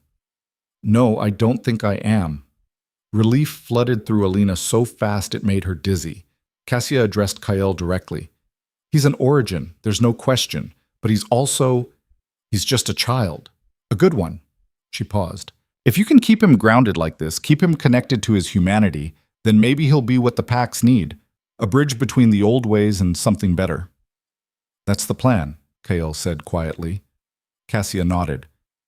"Then you have the Eastern Territories' support, conditional on regular updates about his training and development." "Agreed." The other delegates murmured their assent. And just like that, the greatest threat to Lior's safety became his greatest protection. That night, after the delegates had left and Lior was asleep, Alina stood in the courtyard under the stars. She felt hands on her shoulders, Kael standing behind her. "We did it," he said quietly. "They accepted him." For now, Alina leaned back against him, too tired to fight the comfort. "But this isn't over. It'll never really be over."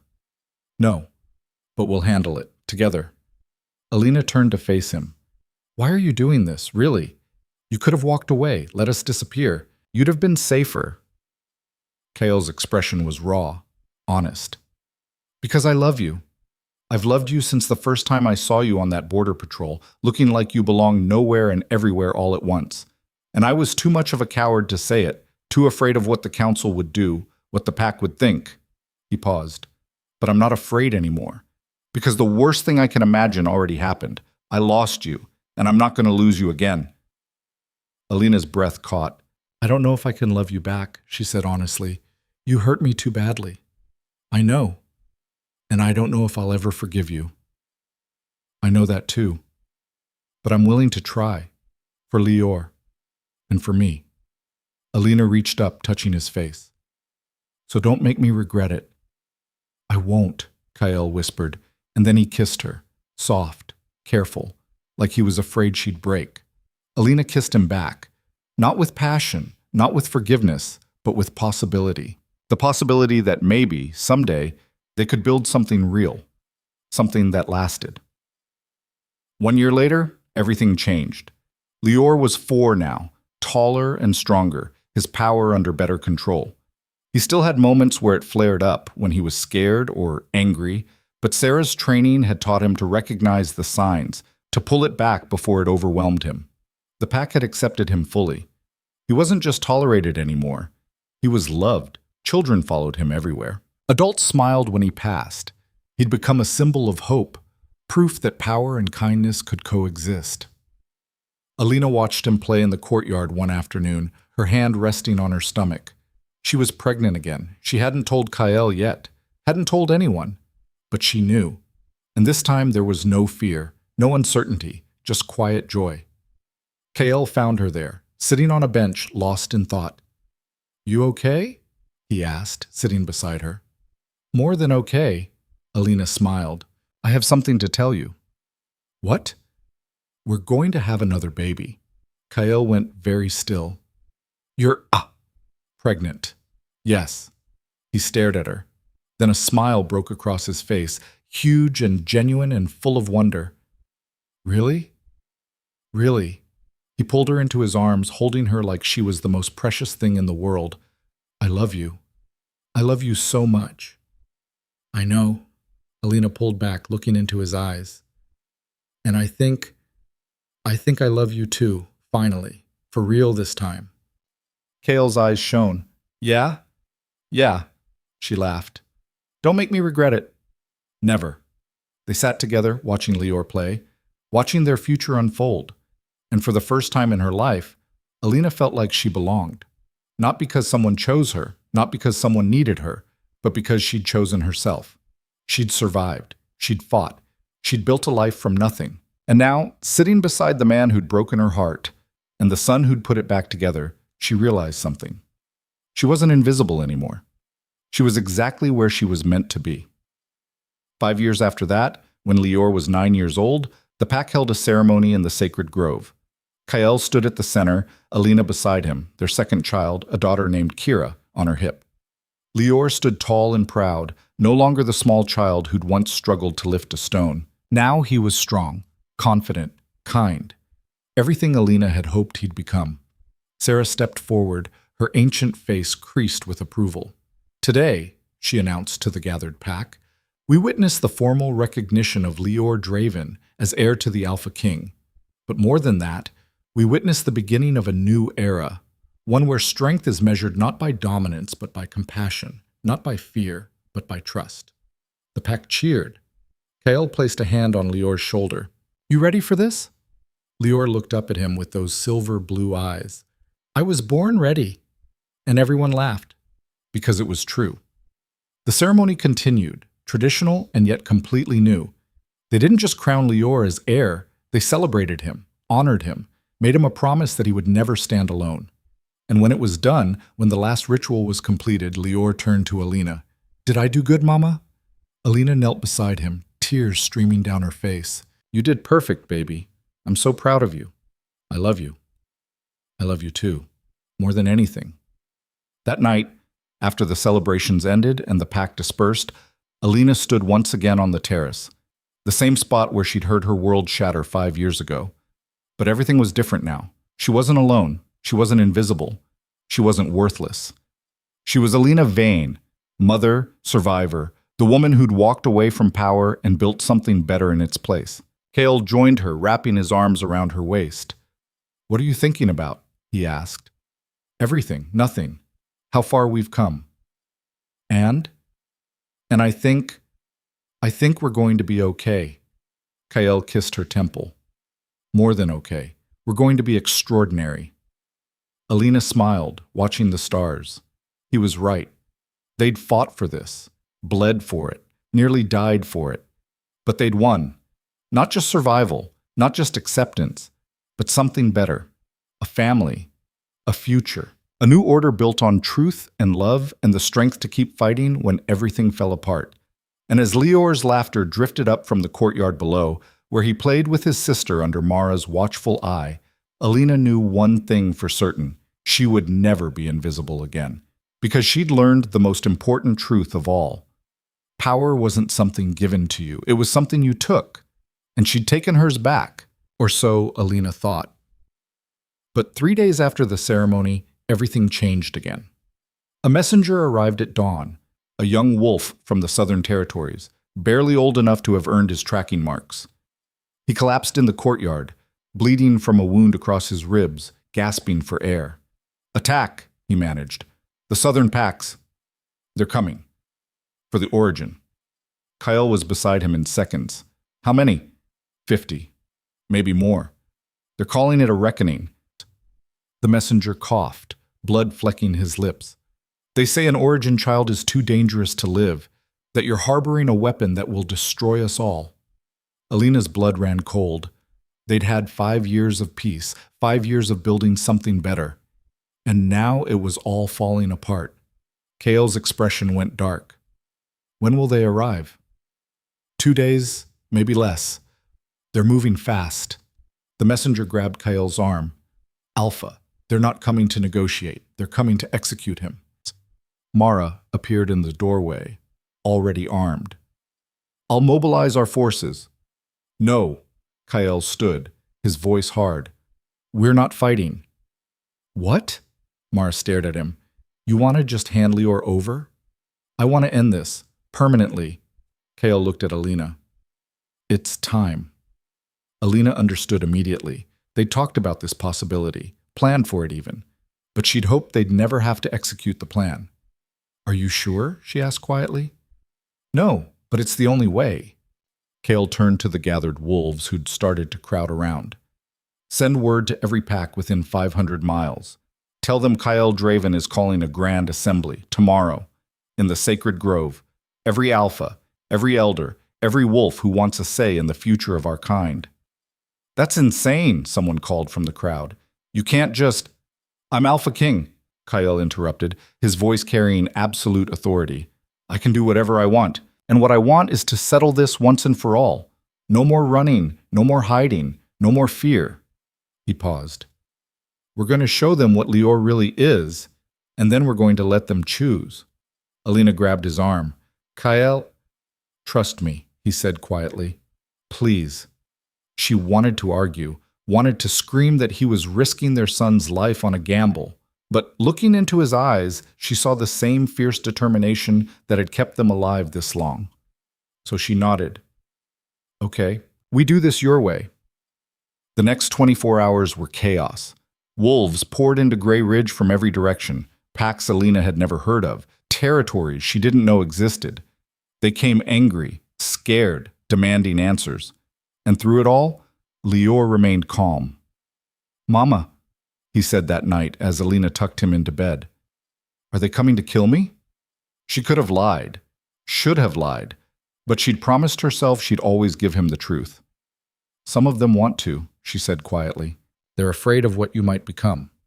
"Are you afraid?" "Terrified." Lior thought about this. "What should I do?" "Show them who you are, not the power, not the origin, just you. The boy who builds stick castles and plays with his sister and helps old wolves carry their groceries." Alina smoothed his hair back. "Show them your heart, and trust that it's enough." "What if it's not?" "Then we'll face whatever comes together." Lior nodded, solemn as always. "Okay, I trust you, Mama." Alina kissed his forehead, her chest tight. "I love you, baby. No matter what happens tomorrow, remember that. You're loved. You are wanted. You're enough. I love you too." She stayed with him until he fell asleep, watching his small chest rise and fall, memorizing every detail of his face, just in case. The Grand Assembly began at noon. Over 300 wolves gathered in the sacred grove, more than Alina had ever seen in one place. Alphas from a dozen territories. Elders who'd lived through wars she couldn't imagine. Warriors who'd killed for less than the crime Lior was accused of. The air was thick with tension and the scent of aggression barely contained. Kael stood at the center, Alina beside him. Lior stood between them, small and vulnerable and utterly fearless. Sarah stood to the side, her ancient eyes watching everything. The leader of the Southern delegation, an alpha named Garrett with scars across his face and murder in his eyes, stepped forward. Kyle Draven, he said formally, you've harbored an origin child in your territory for 9 years. You've trained him, protected him, elevated him above pack law, and in doing so, you've created a threat to every wolf in this continent. He's 9 years old, KL said calmly. Not a threat. A child. He's a weapon, Garrett shot back. One you're too blind to see. We've all heard the stories. How he made your second submit without touching him. How he lifted the ancestor stone at 3 years old. How his power grows stronger every year. He gestured to the crowd. How long before he decides we're beneath him? How long before he starts taking what he wants because no one can stop him? Murmurs of agreement rippled through the assembly. Kale didn't flinch. Then ask him yourself. Garrett's eyes narrowed. What? You're accusing my son of being a tyrant, of being dangerous. So ask him. Let him speak for himself. Silence. Then Garrett laughed. You want me to interrogate a child? I want you to listen to one. Kyle looked down at Lior. Go ahead, son. Tell them. Lior stepped forward. 300 pairs of eyes locked onto him. He didn't look scared, didn't hesitate. He just spoke. My name is Lior Draven. I'm 9 years old. I like building things and playing with my sister and learning about history from Elder Sarah. His voice was clear, steady. I know you're all afraid of me. I know you think I'm going to hurt you, but I won't. Because my mama taught me that power without kindness is just cruelty, and I don't want to be cruel. Someone in the crowd scoffed. Lior's eyes found them. You don't believe me. That's okay, but let me show you something. He closed his eyes, and his power rolled out like a wave. Not aggressive, not dominating, just present. Every wolf in the grove felt it. The weight of his bloodline, the depth of his strength, the sheer magnitude of what he could become. It should have been terrifying. Instead, it felt like coming home, like safety, like protection, like a promise. Lior opened his eyes. I could make you all kneel. I could make you submit. I could break every single one of you without even trying. He paused. But I won't, because that's not what strength is for. Strength is for protecting people who can't protect themselves. For standing between the weak and the wolves who'd hurt them. He looked at Garrett. My father taught me that, and so did my mother, and I'm never going to forget it. The silence was absolute. Then, from the back of the crowd, an older wolf stepped forward. Alina recognized him. Marcus, the hunter who'd challenged her 5 years ago. I've watched this boy grow, Marcus said quietly.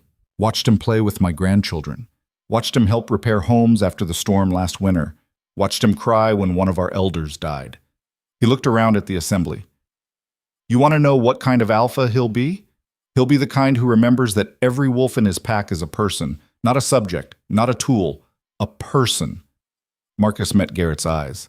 And if you kill him for that, then we're the monsters, not him. More voices joined in. He helped me when my mate was sick. He taught my daughter how to control her first shift. He's just a kid who wants to do good. The tide was turning. Garrett saw it too. His expression darkened. You're all fools. You're letting sentiment cloud your judgment. That boy is dangerous, and one day he'll prove it. Mark my words. Then we'll deal with it when that day comes, Sarah said, her ancient voice cutting through the noise. But we will not execute a child for crimes he hasn't committed, for a future that may never happen. She looked at the assembly. I've lived 300 years. I've seen origins come and go. And I tell you this, Lior Draven is the best of them, the kindest, the most controlled. If we kill him, we don't just lose a child, we lose our future. Garrett's hands curled into fists. And if you're wrong, then I'll die with that mistake on my conscience, Sarah said simply. But I'd rather take that risk than murder an innocent child. The assembly fell silent. Then one by one, wolves began to kneel, not in submission, in acknowledgement, in choice. They were choosing Lior, choosing hope over fear.